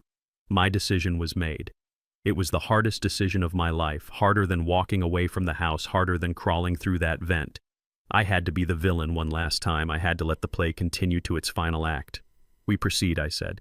We proceed with the dinner. We let him think he has won. We let him gloat. And then when he feels safe, when he thinks he is untouchable, we turn on the lights. I looked at the photo of Gavin kissing his mistress one last time. Then I threw it back onto the table. "Enjoy your new house, Gavin," I whispered. "Because the rent is coming due, and the landlord is very angry." The rain was falling in a cold, steady drizzle that soaked through the shoulders of my tattered trench coat. It was a theatrical prop Alistair had sourced from a costume shop, distressed to look like it had been slept in for a decade. Next to me, Viola shivered, pulling a torn wool blanket tighter around her frame. We stood on the front porch of my daughter's house. It was a house I had helped them buy, a house I had inspected for structural flaws before they signed the mortgage. Now it looked like a fortress of indifference. The windows were glowing with warm yellow light, and I could smell roast chicken wafting through the vents. It was the smell of a family dinner that we were excluded from. I raised my hand and knocked. It wasn't the confident knock of a father visiting his children. It was the weak, hesitant rapping of a beggar. I waited. I could hear footsteps inside, heavy and confident. The deadbolt slid back. The door swung open. Gavin stood there holding a glass of red wine. He was wearing a cashmere sweater and expensive jeans, looking every inch the successful man he pretended to be. When he saw us, his lip curled in immediate instinctive revulsion. He didn't see his in-laws. He saw two dirty problems standing on his welcome mat. He started to close the door, but I jammed my foot in the jamb. "Gavin, please," I croaked, my voice rough with feigned exhaustion. "We have nowhere to go. The shelters are full. We haven't eaten in 2 days. Just a little food, please." Gavin looked past me, scanning the street to see if anyone was watching. The street was empty. He looked back at us, a cruel glint entering his eyes. He didn't invite us in. He didn't call Nia. He leaned against the doorframe and took a sip of his wine. "You are hungry, Luther?" he asked, his voice dripping with amusement. "You want a handout. After you humiliated me at the auction, after you ran away like a coward, you come crawling back to my door begging for scraps." I lowered my head, letting my shoulders slump. "I am sorry, Gavin," I whispered. "I was confused. I just want to rest. Please help us." He stared at us for a moment, calculating. Then he smiled. It was a smile devoid of humanity. "Wait here," he said. He left the door open just a crack. I squeezed Viola's hand. She was trembling with rage, not cold, but she held her position. We were actors on a stage, and we had to hit our marks. Gavin returned a minute later. He wasn't carrying plates. He wasn't carrying the roast chicken. He was holding a plastic dog bowl. It was battered and chewed around the edges. Inside was a congealed lump of wet dog food mixed with what looked like old spaghetti noodles from the trash. He held it out to me like he was feeding a stray mutt. "Here," he said. "Buster didn't finish his dinner. It is high protein, good for the joints. Eat up, old man." I stared at the bowl. The smell was nauseating. I looked up at him, my eyes wide with feigned shock. "Gavin, this is dog food," I stammered. "It is food," Gavin snapped, his voice hardening. "You said you were hungry. Beggars cannot be choosers. Take it or starve." Behind him in the hallway, Nia appeared. She was wiping her hands on a dish towel. When she saw us huddled in the rain, when she saw her husband offering her parents dog food, she stopped dead. Her face went pale. "Gavin," she breathed a sound of pure horror. "What are you doing? That is Mom and Dad." Gavin didn't even turn around. "Shut up, Nia," he barked. "They chose this. They ran away. They made their bed. Now they can eat in it." Nia took a step forward, her eyes locked on the bowl in his hand. "Gavin, give them real food. Please, this is sick." Gavin spun on her, his face contorted with a sudden vicious anger. "Sick," he hissed. "You know what is sick, Nia. Being broke is sick. Living in fear of having your legs broken is sick. Your father has the cure. He has a $2 million house sitting there doing nothing while we drown. He wants to eat like a human being. He can pay for it." He turned back to me, thrusting the bowl into my chest.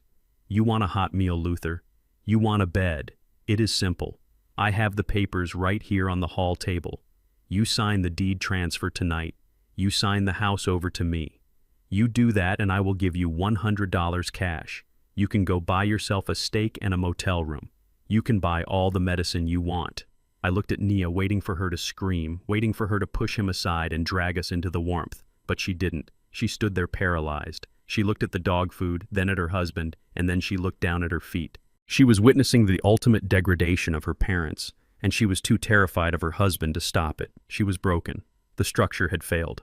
I took the bowl. My hands were shaking, but not from palsy. I was shaking with the effort of not dropping the act and strangling him. I looked at the food, then up at Gavin. "I cannot sign," I whispered. "My hands shake too much. You saw the power of attorney. I cannot write my name." Gavin laughed. It was a dry, barking sound. "Oh, don't worry about that, Luther. I don't need your hand to be steady. I just need your consent. I already mastered your signature." I froze. This was it, the payload. But I needed him to be specific.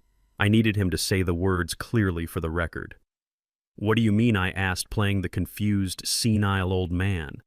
Gavin leaned in close, his breath smelling of wine and arrogance. He lowered his voice, but he spoke clearly, enunciating every syllable for my benefit. "I mean, I forged it, you old fool. I forged your signature on the power of attorney. I forged it on the bank transfer requests. I have been signing your name better than you do for weeks. I just need you to touch the pen to the deed so Nia sees it, so she can say you did it willingly. You make a mark and I will fix the rest later, just like I fixed the others." He had admitted to forgery. He had admitted to fraud. And he had done it while taunting his victim. He straightened up, looking proud of his own criminality. "So what is it going to be, Luther? The dog food or the pen?" I looked at the bowl in my hands. I looked at my daughter, who was weeping silently in the hallway, a ghost in her own home. And then I looked directly into the third button of my trench coat. Behind that button was a high-definition lens. Inside the lining of the coat was a digital recorder transmitting the feed directly to a secure cloud server. Alistair was watching. The police were watching. The trap hadn't just snapped shut. It had crushed his neck. I dropped the bowl. It hit the porch with a wet slap, splattering dog food over Gavin's expensive Italian loafers. "Oops," I said, my voice suddenly steady and strong, devoid of the tremor I had faked for days. I must have lost my grip. Gavin looked down at his shoes, his face turning purple. "You senile piece of trash," he screamed, raising his hand as if to strike me. I didn't flinch. I stood up straight, expanding my chest to its full breadth, shedding the posture of the broken old man. I looked him in the eye with the cold, hard stare of a man who has stared down union bosses and corrupt inspectors for 40 years. "Go ahead, Gavin," I said, my voice low and dangerous. "Hit me. Add assault to the list. You have already confessed to forgery and fraud. Why not go for the trifecta?" Gavin froze, his hand hovering in the air. He saw the change in my eyes. He saw the clarity. Confusion flickered across his face. "What did you say?" I reached up and tapped the button on my chest. I said, "Smile, Gavin. You are on camera. And you just gave the performance of your life." I turned to Viola, who was looking at him with a mixture of pity and disgust. "Come on, V," I said, offering her my arm. "Let us go get a real dinner. I think we are done here." We walked off the porch, leaving Gavin standing in the rain with dog food on his shoes and the realization slowly dawning on him that he had just signed his own confession. Nia watched us go from the doorway, her mouth open, her tears stopping as the shock set in. She realized then that the parents she thought were helpless were the only ones in control. And as we walked down the driveway to the waiting car, I knew that tomorrow morning, when the sun rose over the city, the demolition would begin in earnest. The conference room at the downtown title company smelled of fresh coffee and expensive ink. It was a smell Gavin probably associated with victory, but to me it smelled like a trap waiting to spring. I was not in the room, but Alistair had a paralegal sitting in the corner pretending to be a notary assistant, and she was streaming the audio directly to my burner phone. I listened from the safety of the hotel room as Gavin sat at the head of the polished mahogany table. He was sitting across from Mr. Thorne, a legitimate real estate investor from New York who had flown in specifically for this property. Thorne was a man who dealt in cash and speed, and he had a briefcase open next to him containing a cashier's check for $2 million. Gavin was practically vibrating with adrenaline. I could hear the nervous tapping of his pen against the wood. He was minutes away from the payoff he had killed for. He was minutes away from taking my life's work, my Victorian home, with the hand-carved moldings and the garden Viola loved, and converting it into a getaway fund for his mistress. He was wearing his best suit, trying to look like a grieving son doing a difficult duty, but his greed was leaking out of his pores. I could hear him making small talk, trying to rush the process. So, Mr. Thorne, once we sign the deed transfer, the funds are released immediately, correct? I need to settle my father-in-law's medical bills today. Thorne's voice was bored and transactional. Yes, provided the title is clean and your authority is verified. The check is cut. We just need the signatures. Gavin let out a breath he must have been holding for days. Excellent. I have the power of attorney right here. He slid the document across the table. The paper hissed against the varnish. That was the document I had signed with my left hand. The document where I had feigned a tremor so violent the pen had danced across the page. Gavin watched Thorne pick it up. He held his breath. He wasn't thinking about me. He wasn't thinking about Nia. He was thinking about the house in Milwaukee. He was thinking about erasing his debts and disappearing. He felt the weight of the $2 million as if it were already in his pocket. He reached for the deed, his hand shaking with anticipation. Just sign here, right? The heavy glass door of the conference room didn't just open. It exploded inward with a force that rattled the window panes. Alistair Wright stepped into the room. He didn't look like a lawyer in that moment. He looked like an avenging angel in a three-piece charcoal suit. Behind him stood Sheriff Miller, a man I had played poker with every Tuesday for 20 years, a man who knew the difference between a criminal and a victim. Stop! Alistair boomed, his voice filling the room and silencing the hum of the air conditioner. Put the pen down. This transaction is fraudulent. I heard the sound of a chair scraping violently against the floor. Gavin had jumped up. Who are you? He shouted, his voice cracking with panic. Get out of here. We are in the middle of a private closing. Security, get these men out. Alistair ignored him. He walked straight to the table and placed a large hand firmly on top of the deed covering the signature line. I am Alistair Wright, attorney for the Banks Family Trust, and you, Gavin, are attempting to sell property that does not belong to the man you claim to represent. Gavin laughed a high-pitched, hysterical sound. That is a lie. I have the power of attorney. Look at it. Luther signed it himself. He gave me control over all his assets. I am his legal guardian. Alistair smiled. I could hear the smile in his voice. It was cold and sharp like a scalpel. That document gives you control over Luther Banks's personal assets, Gavin. That is true. But this house hasn't belonged to Luther Banks for 5 years. The room went silent. I could hear Gavin's breathing, rapid and shallow. What are you talking about? Luther Banks transferred the deed of this property into an irrevocable trust. 5 years ago, Alistair explained, his voice calm and deadly. He is merely the tenant. The owner is the Banks Family Trust. And as the trustee, I did not authorize this sale. You are trying to sell a bridge you do not own, son. Gavin stammered, his bravado crumbling like wet drywall. No, that is impossible. He never told me about a trust. He signed the paper. He gave me the house. Alistair leaned in closer. The microphone picked up the rustle of his suit fabric. Luther didn't tell you a lot of things, Gavin. For instance, he didn't tell you that he is right-handed. Gavin fell silent. What? Alistair reached down and picked up the power of attorney document. He held it up for Mr. Thorne to see. Look at the signature, gentlemen. Look closely. Gavin stared at it. Thorne leaned in. I knew exactly what they were seeing. They were seeing the jagged, shaky scrawl of a left hand pretending to be infirm. But more importantly, they were seeing the letters LutherBunks. Bunks. Alistair read aloud, enunciating the vowel with savage clarity. Not Banks. Bunks. You tried to sell a $2 million property using a legal document signed by a fictitious person named Luther Bunks. Thorne stood up. The sound of his chair hitting the wall was loud and final. You brought me a forged document.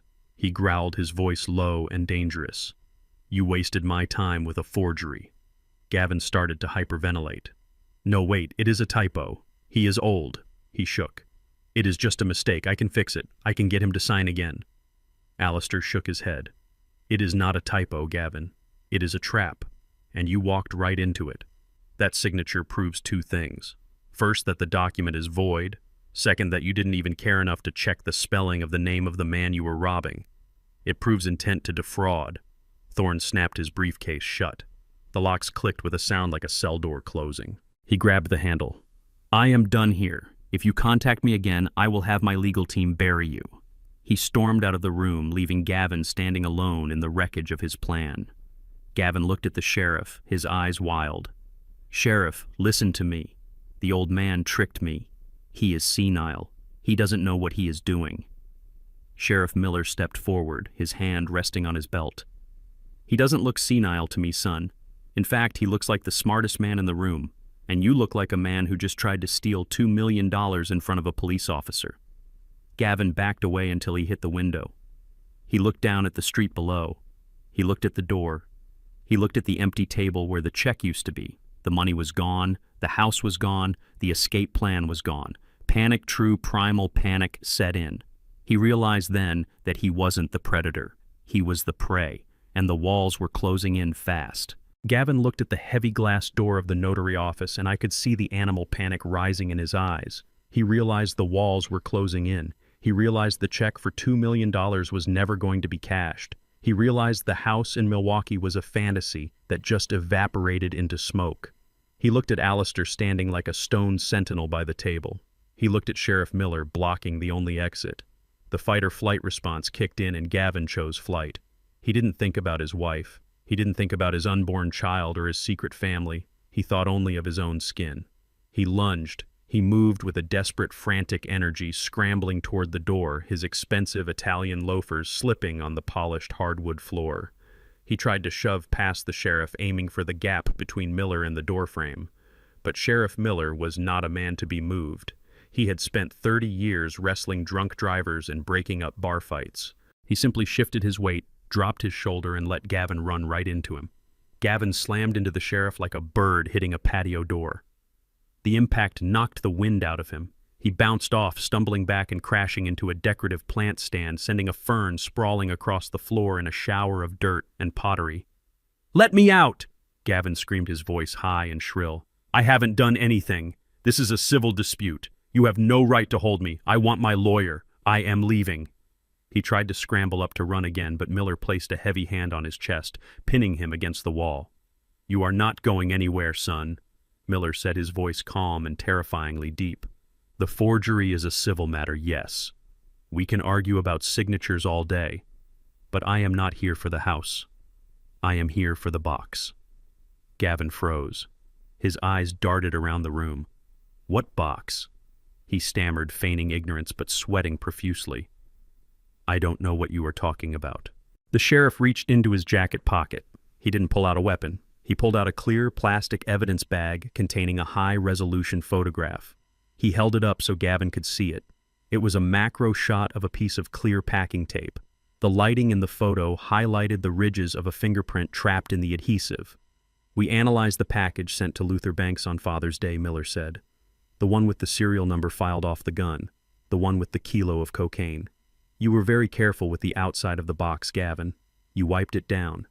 You wore gloves when you addressed it, but you made a mistake. An amateur mistake. An arrogant mistake." Gavin stared at the photo, his breathing shallow and rapid. Miller continued, his voice relentless. "When you were taping the box shut, you struggled with the tape gun, didn't you? The tape got twisted. You weren't wearing gloves then, were you? You used your bare hand to pull the tape straight. You pressed your thumb against the sticky side, the adhesive side, to hold it taut while you smoothed it down onto the cardboard. And then you sealed it. You trapped your own fingerprint between the tape and the box. We lifted a perfect right thumbprint from the sticky side of the tape, Gavin. We ran it through the system. It matches you, not Luther. You." The logic was irrefutable. A fingerprint on the outside of a box could be explained away. You could say you handled the mail. You could say you moved it for your father-in-law. But a fingerprint on the sticky underside of the tape sealing the contraband inside could only be placed there by the person who packed the box. It proved possession. It proved intent. It proved manufacturing and distribution. You mailed a kilo of cocaine and an illegal firearm to a 71-year-old man, Miller said. You tried to frame him for a federal crime. That is not a civil dispute, Gavin. That is a felony with a mandatory minimum sentence of 20 years. The color drained from Gavin's face, leaving him looking gray and waxen. His mouth opened and closed, but no sound came out. The arrogance was gone. The bravado was gone. There was only the crushing weight of forensic science. He slumped against the wall, his legs giving out. He knew it was over. He knew there was no lawyer in the world who could explain away a fingerprint sealed inside the crime scene. Sheriff Miller spun him around. Gavin didn't fight. He was limp, a marionette whose strings had been cut. Miller pulled his arms behind his back. The sound of the handcuffs ratcheting shut was loud in the quiet office. Clack, clack. It was the sound of justice. It was the sound of a steel trap finally catching the rat. As the metal bit into his wrists, Gavin snapped. He didn't cry. He didn't beg for forgiveness. He screamed. He threw his head back and howled, a sound of pure, impotent rage. He set me up, he shrieked, struggling against the cuffs. The old man set me up. He made me do it. He drove me to this. Alistair watched him with cold eyes. Luther didn't make you do anything, Gavin. It is his fault, Gavin yelled, saliva flying from his mouth. He has millions. He has millions hidden away in a trust, and he watched us drown. He wouldn't give me a dime. He forced me to steal. He forced me to frame him. If he had just given me the money, none of this would have happened. He is the criminal. He is the one who ruined this family. He was blaming me for his own greed. He was blaming me for his own weakness. Even in handcuffs, he couldn't take responsibility. He truly believed he was the victim. He believed he was entitled to my life's work and that my refusal to hand it over justified his attempt to destroy me. Sheriff Miller shoved him toward the door. Save it for the judge, son. You have the right to remain silent, and I strongly suggest you start using it. They dragged him out of the office, past the stunned receptionist, past the empty table where the $2 million check had been. I watched on the video feed as they put him into the back of the cruiser. He was still screaming, still blaming the world for the consequences of his own actions. I closed the laptop. I didn't feel triumph. I felt a heavy, hollow sadness. The pest was removed. The structure was safe. But the damage to the family was catastrophic. And now I had to deal with the wreckage he left behind. The phone rang. It was Nia. The sliding doors of the precinct burst open and Nia marched in. She didn't look like the broken woman who had watched me eat dog food on her porch the night before. She looked like a hurricane of misplaced vengeance. Her hair was wild. Her eyes were swollen almost shut from crying, and she was screaming my name before she even cleared the metal detectors. She didn't see a father who had just survived an assassination attempt. She saw the man who had put handcuffs on her husband. She lunged at me. A female officer stepped in to intercept her, but Nia was fueled by a hysterical strength. She shoved past the uniform and slammed her hands onto the table where I was sitting giving my statement. You ruined everything! She shrieked, her voice cracking with the strain. You ruined my life, Daddy. Are you happy now? Gavin is in a cell because of you. They are talking about 20 years in prison. 20 years. He is my husband. He is the father of my children. How could you be so cruel? How could you set him up like that? I sat still. I didn't flinch. I watched her rant with a cold detachment that scared me a little. This was my daughter, my flesh and blood. But as she screamed accusations at me, blaming me for the consequences of Gavin's crimes, I realized she wasn't my daughter anymore. She was Gavin's accomplice. She was a woman who had chosen to stand by a man who had tried to frame her father for drug trafficking rather than face the reality that she had married a monster. She kept going, her words tumbling out in a frantic stream of denial. He told me what happened. He told me you tricked him into signing that paper. He told me you planted the tape. You are sick, Daddy. You are a vindictive, bitter old man who couldn't stand to see us happy. You hated him from the start because he is white, because he isn't an engineer, because he isn't you. You wanted to destroy him, and you didn't care if you destroyed me to do it. Well, congratulations. I hope your house keeps you warm at night, because you don't have a daughter anymore. I hate you. I hate you. She was shaking, vibrating with rage. The officer moved to restrain her again, but I held up a hand. Let her finish, I said, my voice flat. Let her say it all. Because I wanted her to be empty before I filled her up with the truth. I wanted her to have no defenses left. Nia took a sobbing breath, wiping her nose on her sleeve. Fix this, Daddy. Drop the charges. Tell them it was a misunderstanding. Tell them you gave him permission. If you don't, I swear to God, I will never speak to you again. I will change my name. I will erase you from my life. I looked at her. I looked at the desperation in her eyes. She truly believed she was fighting for love. She believed she was the heroine of a tragedy defending her misunderstood husband against a tyrant father. It was almost tragic how wrong she was. I reached into my coat pocket. I didn't pull out a tissue. I didn't pull out a checkbook. I pulled out the manila envelope Alistair had given me, the one labeled surveillance. It felt heavy in my hand, heavier than the gun in the box. I slid it across the metal table. It stopped right in front of her hands. "Open it, Nia," I said quietly. She stared at the envelope. "What is this?" "More lies. More fake evidence you manufactured. Just open it." She snatched the envelope up, tearing the flap open with angry fingers. She pulled out the stack of photos. She looked at the first one. It was Gavin pumping gas in Milwaukee. She frowned, confused. "So what? He travels for work. You know that. Keep looking." She flipped to the next photo. Gavin's truck in the driveway of the house with the white picket fence, the tricycle on the lawn. She paused. She didn't recognize the house, but she recognized the truck. Next photo. Gavin kissing Tiffany. It wasn't a friendly peck. It was a deep, passionate embrace. Gavin's hand was on the small of her back, a gesture of possession Nia knew well. Her breath hitched. Her hands started to tremble. Next photo. Gavin holding the little boy. Tyler. The boy looked exactly like Gavin. Same eyes, same chin, same laugh. Nia stopped. The screaming died in her throat. The rage evaporated, replaced by a confusing, terrifying silence. She stared at the photo of the child. Her brain was trying to reject what her eyes were seeing. "Who is this?" she whispered, her voice barely audible. "Who are these people?" "That is Tiffany," I said, brutally honest.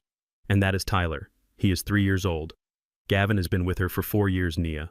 Almost as long as he has been married to you." "No," she whimpered. "No. He travels for sales. He goes to conferences. He goes to Milwaukee," I corrected. "He goes to his other family, and you paid for it. Look at the bank statements in the back." She fumbled with the papers, dropping half of them on the floor. She grabbed the bank records. Highlighted in yellow were transfers, thousands of dollars, money from their joint savings, money she had earned working double shifts at the hospital, money she thought was going to pay off loan sharks, payment to Milwaukee Pediatric Clinic, payment to Wisconsin Power and Light, payment to Zales Jewelers. She saw a receipt for a diamond necklace, dated last Valentine's Day. Nia hadn't received jewelry for Valentine's Day. She had received a card and a promise that things would get better once the debts were paid. "He bought her a car," I said, pointing to a photo of a new Honda CR-V parked in the driveway. "He used the money you saved for your fertility treatments, Nia. That is why he said you couldn't afford IVF this year, because he bought his mistress a car." Nia made a sound like a wounded animal, a high, thin keen of agony. She dropped the papers. She sank into the chair opposite me, her legs giving out. The reality crashed down on her. There were no loan sharks. There were no dangerous men threatening to break his legs. There was just a second life funded by her sweat and my stolen retirement. She looked up at me and her eyes were hollow. "He was going to leave me," she whispered. I nodded. He was closing on a house with her next week, using the money from selling my house. He was going to take everything, Nia. He was going to leave you bankrupt and alone while he played happy family in Wisconsin. She looked at the photos scattered on the floor, the evidence of her foolishness. She had betrayed her father. She had watched her husband feed me dog food. She had begged me to go to prison, all for a man who was planning to discard her like a used wrapper. She covered her face with her hands and wailed. It wasn't the angry scream from before. It was the sound of a soul breaking. I lost everything, she sobbed into her palms. I lost my husband. I lost my money. I lost my dignity. And I lost you. I watched her cry. Part of me wanted to reach out and comfort her. Part of me wanted to be a father. But I stayed in my seat. I didn't touch her. She had made her choice. She had chosen Gavin over me time and time again. She had to feel the full weight of that choice. She had to sit in the wreckage she had helped create. "You didn't just lose me, Nia," I said, my voice hard. "You threw me away. And now you have to find your own way back." She looked at me, tears streaming down her face, mixing with the snot and the shame. "Daddy, help me, please." I don't know what to do. I stood up. I buttoned my coat. I gathered my papers, leaving the photos of Gavin's betrayal scattered on the table for her to keep. "You start by standing up," I said. "You start by telling the truth to the police. And then you start figuring out how to live without a man to define you, because I am done saving you." I walked out of the interrogation room, leaving her sitting there amidst the debris of her marriage. I didn't look back. I couldn't. If I looked back, I might have softened. And for Nia to survive this, she didn't need a soft father. She needed to hit rock bottom so hard that the impact would finally wake her up. The courtroom was packed tight, a theater of judgment where the air was thick with the scent of floor wax and anticipation. I sat in the front row directly behind the prosecutor, my hands folded over the head of my cane. I watched the back of Gavin's head. He had cut his hair short, trying to look like a Boy Scout, trying to look innocent. He wore a modest gray suit, likely paid for by a public defender or a loan he would never repay. When his lawyer stood up, I expected a defense based on technicalities. I expected them to argue about the chain of custody or the legality of the search. I did not expect them to set the entire courtroom on fire with a lie so audacious it made the judge blink. "Ladies and gentlemen of the jury," the defense attorney began, his voice dripping with a practiced sorrow. "You are looking at the wrong man.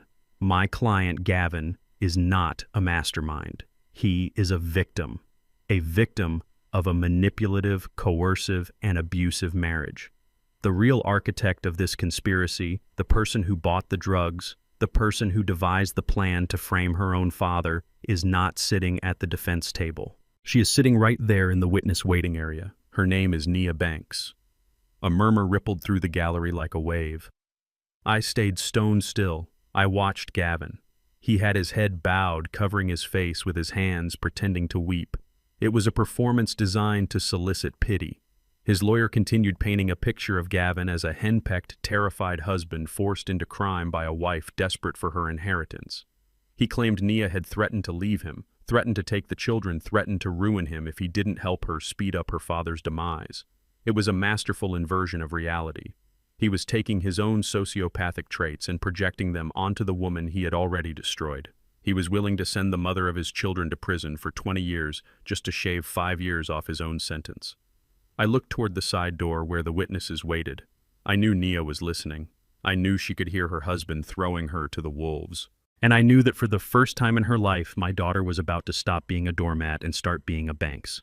When the prosecutor called Nia to the stand, she didn't walk like a victim. She walked like a woman who had nothing left to lose. She sat in the witness box and looked directly at Gavin. He refused to meet her eyes. He kept his gaze fixed on the table, a coward to the bitter end.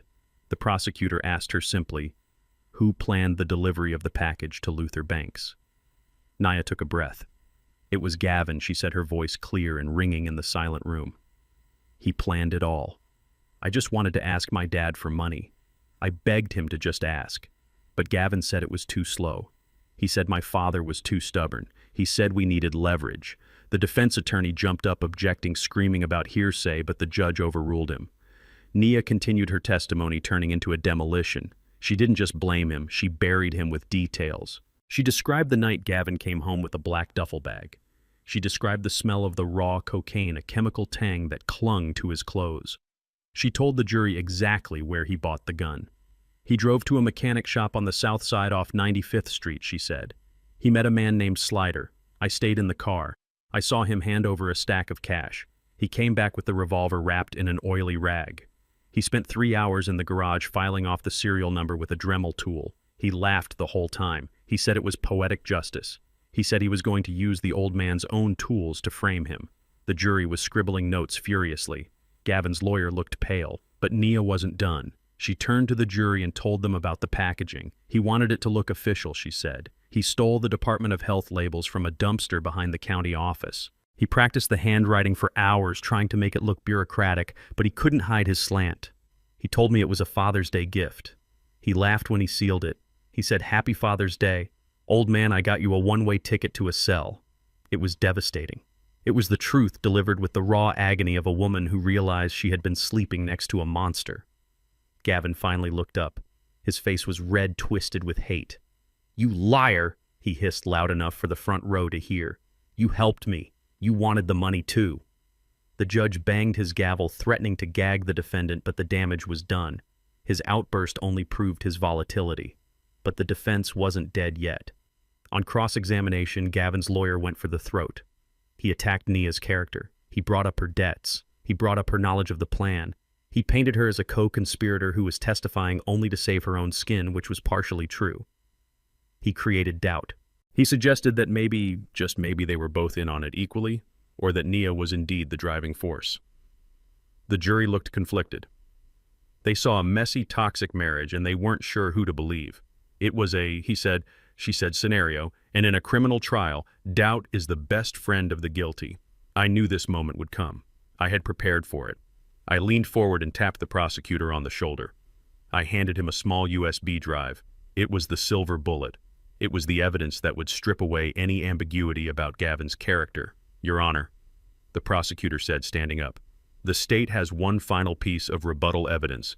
We would like to play a video recording taken by the victim Luther Banks on the night of the alleged financial coercion. Gavin froze. He didn't know about the camera. He thought that night on the porch was just a private moment of cruelty. He didn't know he had been auditioning for his own conviction. The large screens in the courtroom flickered to life. The video was high definition and the audio was crystal clear. The jury saw two shivering figures standing in the rain. They saw me looking old and broken, wrapped in a blanket, begging for food. And then they saw Gavin. They saw him open the door holding a glass of wine, warm and arrogant. They heard his voice booming through the courtroom speakers, amplified and inescapable. Beggars cannot be choosers, Gavin's digital avatar sneered. Take it or starve. The jury watched in horrified silence as Gavin walked away and returned with the dog bowl. They saw the congealed meat. They saw the old noodles. They saw him thrust it into the hands of his 71-year-old father-in-law. Eat up, old man, Gavin said on the screen, his face twisted in a smirk of pure sadistic pleasure. Buster didn't finish his dinner. It is high protein. A gasp went through the courtroom. It wasn't a murmur this time. It was a collective intake of breath, a physical reaction to the sheer inhumanity on display. One juror, a middle-aged woman, put her hand over her mouth. Another, a man in a blue work shirt, shook his head, looking at Gavin with naked disgust. The video continued. They heard Gavin bargaining. They heard him demand the signature. And then they heard the confession. I forged your signature on the power of attorney. I forged it on the bank transfer requests. I have been signing your name better than you do for weeks. It was over. The video ended and the screen went black, but the image of that dog bowl was burned into everyone's retinas. The defense attorney didn't even stand up. He slumped in his chair, shuffling his papers, knowing there was no strategy in the world that could humanize a man who fed his elders dog food in the rain. Gavin looked at the jury. He saw their eyes. There was no doubt left. There was no confusion. There was only judgment. He looked at Nia, who was weeping silently in the gallery. He looked at me. I didn't smile. I didn't gloat. I just looked at him with the cold, steady gaze of a structural engineer who had identified the rot, removed the weak supports, and watched the entire corrupt edifice collapse under its own weight. He was buried, and he had dug the hole himself. The judicial system is a grinding machine, but it has gears that can be greased with the right amount of leverage. Despite the mountain of evidence against him, Gavin was granted bail. His lawyer argued that he was a first-time offender with strong community ties, and the judge set the bond at $100,000.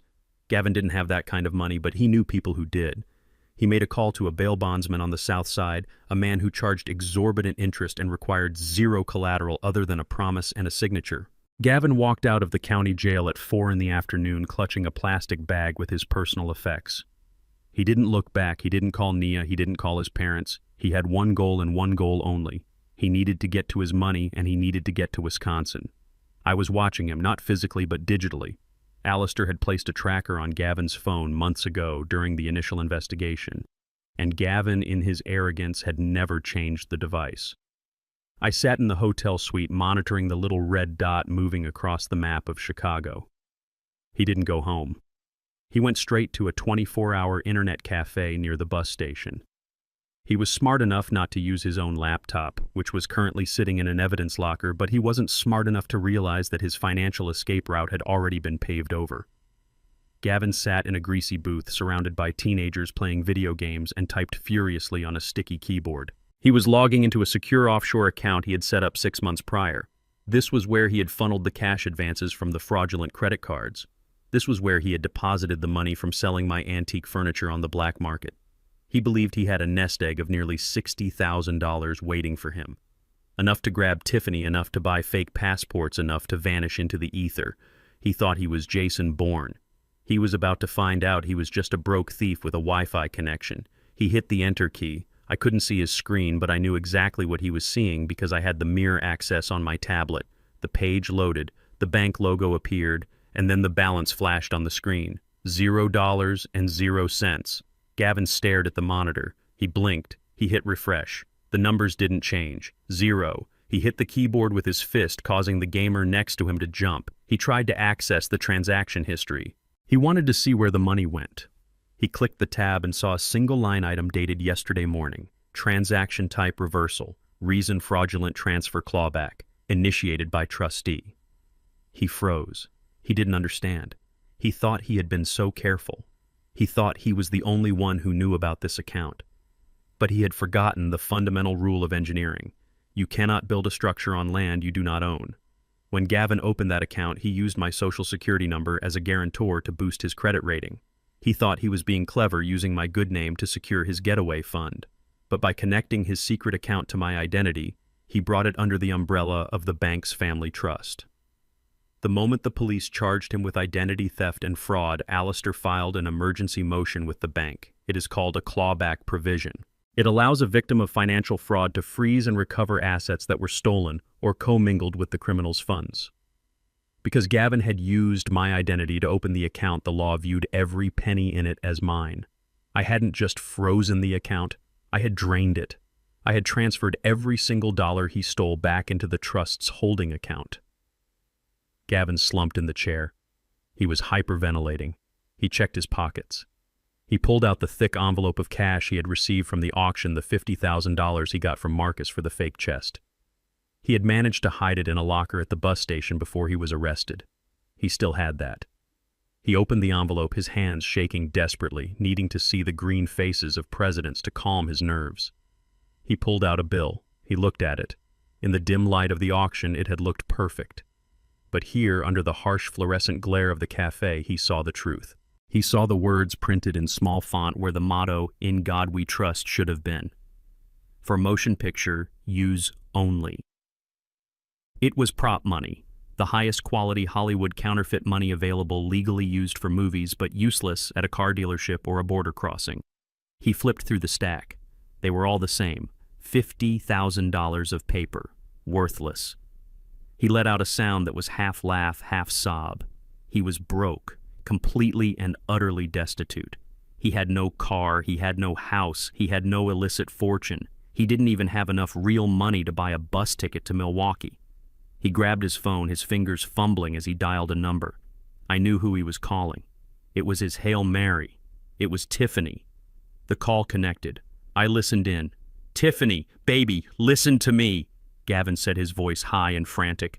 "I am coming. I am on my way. Pack the bags. Get Tyler ready. We are leaving tonight." There was a silence on the line. Then Tiffany's voice came through, cold and distant. "Gavin, I saw the news. No, baby, that is all lies." Gavin pleaded. "The old man set me up. He is crazy. I explained this to you. I have the money. I have the cash. We can go buy the house. We can start over. Just come get me. I am at the bus station downtown." "You are lying," Gavin Tiffany said. "The police were here." Gavin stopped breathing. "What? Detectives from Chicago? They knocked on my door an hour ago. They showed me everything, Gavin. They showed me the credit cards you opened in your mother-in-law's name. They showed me the fake power of attorney. They told me you are facing 20 years for drug trafficking." "Baby, listen." "No, you listen," Tiffany snapped. "They told me about the money. They told me you are broke. They told me the down payment check for the house bounced this morning. You don't have any money, Gavin. You never did. That is not true. I can fix this." "It is over," Tiffany said. "I am not going to prison for you. I am not raising my son on the run with a broke con artist. I told the police everything, Gavin. I gave them your other phone. I gave them the laptop you left here. Don't call me again. If you come near me or Tyler, I will call the cops myself." The line went dead. Gavin lowered the phone slowly. He stared at the blank screen. His last lifeline had just been cut. He was alone in a city that wanted him in a cage. He stumbled out of the cafe into the cold night air. He started walking aimlessly. He couldn't go back to Nia. He couldn't go to Wisconsin. He checked his pockets. He had $12 in real cash. That was it. The fortune he had killed for the empire he had tried to steal was gone. And then his phone rang. He looked at it, hoping it was Tiffany calling back. It wasn't. It was a number he didn't recognize. He answered it, his hand trembling. "Hello, Mr. Banks," a deep voice growled. "This is Sal. From the bond agency." Gavin swallowed. "Yeah. Hi, Sal. I am looking at your file, Mr. Banks," Sal said. "And I am seeing some disturbing things. I am seeing that the collateral you put up for the bond, the house on Elm Street, is currently under a police seal for a fraud investigation. I am seeing that the co-signer on your loan your wife just called and revoked her signature." Gavin's knees almost gave out. "She cannot do that." "She just did," Sal said, "which means you are currently in violation of your bond agreement. I need you to come into the office right now with $100,000 in cash or a new co-signer. If you don't, I am revoking your bond." I need a little time," Gavin stammered. "I can get the money. Just give me 24 hours. "You have 1 hour," Sal said. "And kid, I have guys on the street. If you try to run, if you try to leave the city, my guys will find you. And they don't carry badges. They carry baseball bats. We don't like losing money, Gavin. Be here in an hour." The call ended. Gavin stood on the street corner. To his left was the police station. To his right was the highway out of town. Behind him were the bounty hunters. He was trapped in a box of his own making. He looked at the prop money in his hand. He threw it into the gutter. The wind caught the fake bills, scattering them down the street like dry leaves. He wrapped his arms around himself, shivering violently. He had wanted to be rich. He had wanted to be powerful. Now he was just prey, and the night was full of predators. Desperation does strange things to a man who has spent his life believing he is smarter than everyone else. It strips away the veneer of civilization and leaves behind a raw, shivering animal. Gavin had 1 hour to find $100,000 or face the bond enforcement agents. He didn't have the money. He didn't have a friend left in the world. So he did what desperate, foolish men do. He walked into a 24-hour convenience store on the corner of 5th and Main. It wasn't a heist planned with the precision he had applied to destroying my life. It was a frantic impulse born of terror. I watched the security footage later with Alistair. It was pathetic. Gavin walked in his expensive suit, ruined by the rain, his eyes wild. He waited for a customer to leave, then approached the counter. He didn't have a weapon. He put his hand in his jacket pocket and pointed his finger, trying to simulate the barrel of a gun. He screamed at the clerk, a teenager earning minimum wage, to open the register. He demanded cash for a bus ticket. He wasn't asking for millions anymore. He was committing armed robbery for $40. The clerk didn't open the register. He pressed the silent alarm and stepped back. Gavin started to climb over the counter, screaming incoherently about Milwaukee and his wife. He never made it over. A delivery driver who was stocking shelves in the back aisle tackled him. It wasn't a fight. It was a collapse. Gavin hit the linoleum floor and simply gave up. He curled into a ball and wept. When the police arrived, they didn't find a mastermind. They found a broken man sobbing about how it wasn't fair. They found a man who had traded his freedom for a fantasy. The image of him being dragged out in handcuffs again, this time for a petty robbery, was the final nail in the coffin of his reputation. The businessman was dead. The convict was born.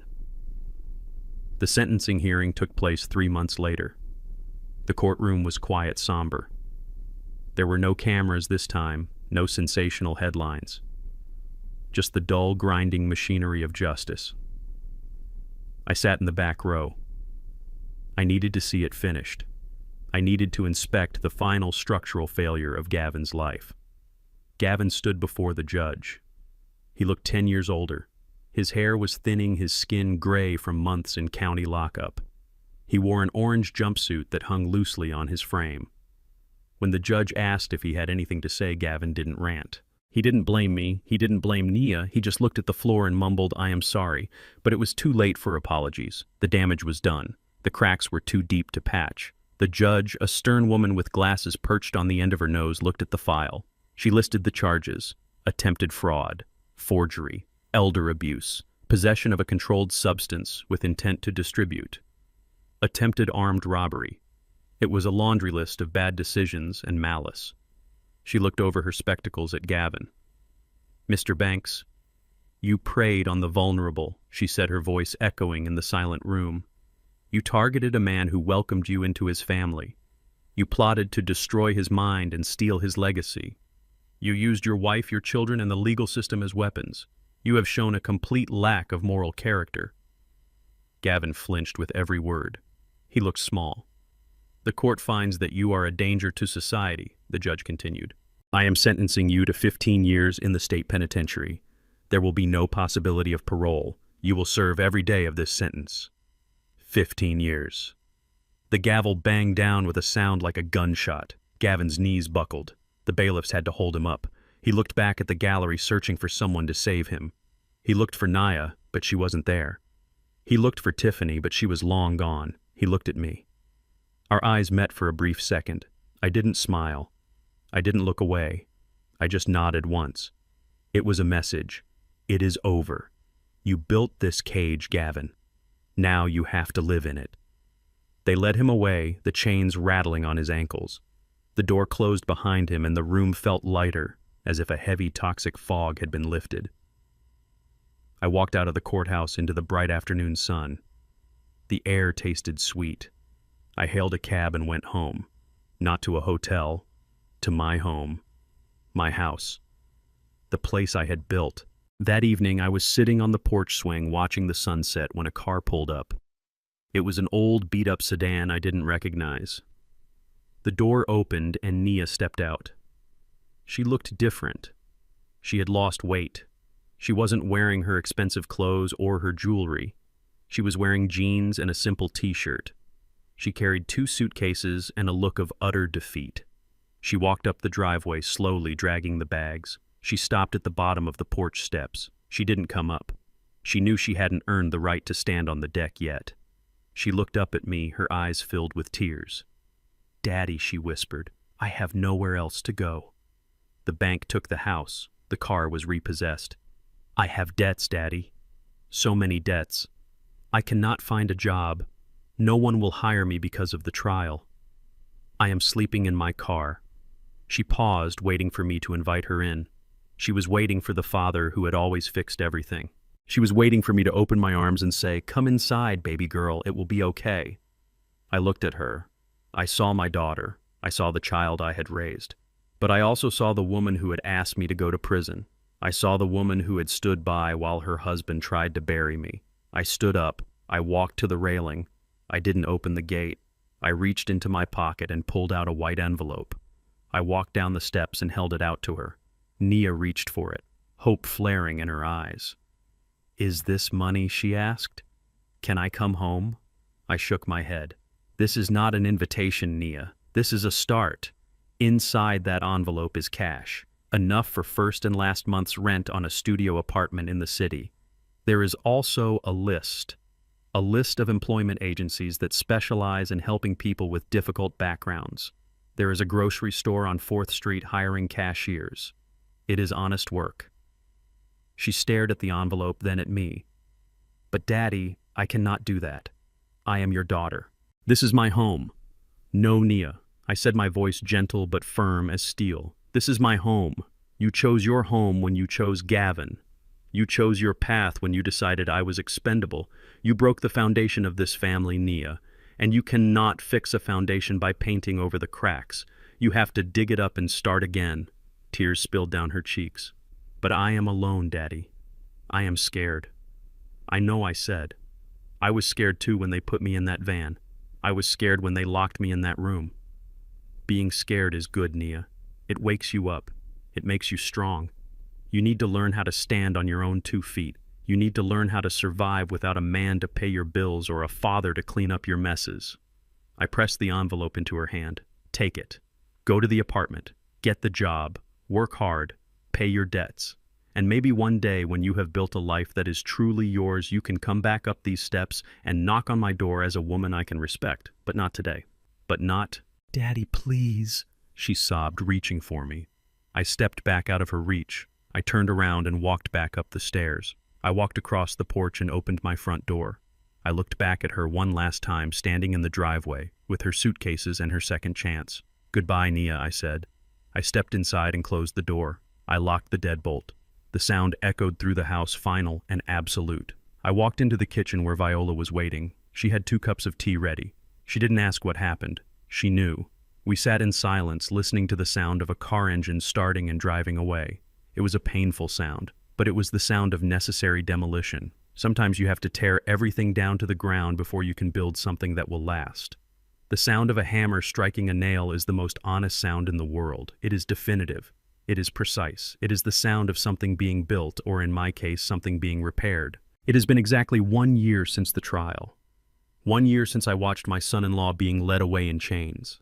1 year since I closed the door on my daughter. The seasons have changed. The winter was hard, but the spring has brought a green lushness to my garden that I haven't seen in a decade. I am out here on the perimeter of my property replacing the old cedar fence posts. They were rotting from the inside, eaten away by termites and moisture, much like the trust I had placed in my family. But I dug them out. I poured new concrete footings, and now I am installing white oak. Strong, resilient, a wood that does not rot easily. My neighbor, Mrs. Johnson, waved to me from across the street. For a while after the arrest, the neighbors looked at me with pity or suspicion. They wondered if the rumors about the drugs were true. They wondered if I really was a senile old man. But time and truth have a way of scrubbing the stain off a reputation. Now they wave with respect. They see a man who stood his ground. They see a man who protected his home. I waved back my hand, gripping the hammer handle. It felt good to be Luther Banks the engineer again, not Luther Banks the victim. I wiped the sweat from my forehead and looked at the house. It needed painting. The gutters needed cleaning. The list of chores was long, but for the first time in years, the list didn't feel like a burden. It felt like ownership. It felt like freedom. I wasn't preserving the asset for Gavin to sell. I wasn't maintaining the roof so Nia could inherit it. I was taking care of my home because it was mine. I was fixing the fence not to keep people out, but to define clearly where my world began and where the chaos of the outside ended. Boundaries. I had learned late in life that boundaries are not just physical lines on a survey map. They are the emotional fortifications that keep your soul safe. The screen door creaked open, and Viola stepped out onto the porch. She was carrying a tray with a pitcher of iced tea and a stack of envelopes. She looked beautiful. The stress lines that had etched themselves around her eyes during those dark months had softened. She wasn't looking over her shoulder anymore, waiting for the next betrayal. She walked down the steps, her movement fluid and light. She set the tray on the patio table and held up a blue envelope. Another one, she said, her voice filled with a quiet pride. This one is from Detroit. I walked over and sat down, picking up the glass of tea. The ice clinked against the crystal. Read it to me, I said. Viola opened the letter. It is from a man named Arthur, she read. He says his son tried to convince him he had dementia so he could take control of his pension fund. He says he saw your video online. He says he hired a lawyer instead of signing the papers. He kept his house Luther. He says thank you for showing him that he didn't have to be a victim just because he is 80 years old. She picked up another one. This one is from a woman in Atlanta. Her daughter was stealing her pain medication to sell. She confronted her. She kicked her out. She says she is lonely, but she is safe. I looked at the stack of mail. There were dozens of them. When I started the Banks Foundation for Elder Protection, I thought we might help a few people locally. I thought we would provide some legal advice, maybe refer a few cases to Dr. Montgomery. But the response was a tidal wave. It turned out that my story wasn't unique. It was an epidemic. All over the country, there were men and women who had worked their whole lives only to be preyed upon by the very children they had raised. They were silent because of shame. They were silent because they thought it was their duty to sacrifice. We gave them a voice, Viola said, placing her hand over mine.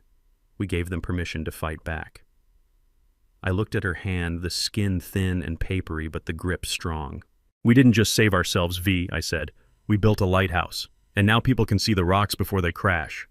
We sat there in silence for a moment, listening to the wind in the trees. I thought about the money Gavin had tried to steal. The millions in the trust. It was no longer just a number on a ledger. It was ammunition. We were using it to fund lawsuits against predatory guardians. We were using it to pay for emergency housing for seniors who had been evicted by their families. The money that was supposed to buy Gavin a Porsche and a life of leisure was now dismantling the very system he tried to exploit. It was the perfect poetic justice. Viola looked at me, her eyes searching my face. Have you heard from her? She asked softly. She didn't have to say the name. Nia. I nodded. She sent a letter to the P.O. box last week. She is still working at the grocery store. She is renting a small studio apartment on the south side. She says she is paying her own bills. She says she is sorry. Viola looked away toward the empty swing set in the backyard where Nia used to play when she was 5. Do you believe her? Viola asked. I took a sip of tea. I believe she is sorry she got caught, I said. I believe she is sorry her life is hard now. But repentance is not a feeling, Viola. Repentance is an action. It takes time. It takes years of consistent behavior to rebuild a foundation that has completely collapsed. Will you answer her? Viola asked. Not yet, I replied. Maybe not ever. She is learning how to be an adult for the first time in 35 years. If I step in now, if I rescue her, if I validate her pain, I am just handing her another crutch. She needs to walk on her own, even if she limps. I stood up and walked to the edge of the porch. I looked out at the world. The sun was beginning to set, casting long shadows across the lawn. I looked directly into the lens of my own life, analyzing the structure of my heart. They say that blood is thicker than water. They say that family is everything. They tell you that a father's love should be unconditional and endless. But they don't tell you about necrosis. They don't tell you that when a limb becomes infected, when the rot sets in deep and threatens to poison the rest of the body, you have a choice to make. You can keep the limb and die with it, or you can cut it off and live. It is the hardest thing a man can do to sever his own flesh and blood. It goes against every instinct of nature. But sometimes nature is cruel. Sometimes the people who share your DNA are the ones holding the knife. I am a father. I will always be a father. I still have the memories of the little girl who wanted me to read her bedtime stories. Those memories are safe, locked away in the vault of my mind, where Gavin and the adult Nia can never touch them. But the woman who tried to send me to prison, the woman who watched me eat dog food, she is not my daughter. She is a stranger who shares my last name. I picked up my hammer. I weighed it in my hand. It was heavy. It was real. I am Luther Banks. I am 72 years old. And I have learned that before I can be a father to anyone else, I have to be a father to myself. I have to protect the child inside me, the old man inside me, the spirit inside me. I have to build a wall that evil cannot breach. I walked back to the fence. I placed a new white oak board against the post. I pulled a nail from my pouch. I set it. I raised the hammer. And I brought it down. Bang! My journey taught me that the most dangerous betrayals often come from those we invite into our homes. We are raised to believe that parental love must be sacrificial, but there is a line where sacrifice becomes self-destruction. True family is not defined by DNA, but by mutual respect, loyalty, and the safety of your soul. If someone hands you a shovel to dig your own grave, even if they call you Dad, you have the moral right to drop it and walk away. Protecting your peace isn't selfishness. It is necessary survival. You cannot keep others warm by setting your own dignity on fire. If you believe that respect should be the non-negotiable foundation of every family, hit that like button and subscribe to the channel. Let me know in the comments below, did I do the right thing by closing the door on Nia, or would you have given her another chance? I read every single one. See you in the next story. See you in the next story. See you in the next story. See you in the next story. See you in the next story. See you in the next story. See you in the next story. See you in the next story. See you in the next story. See you in the next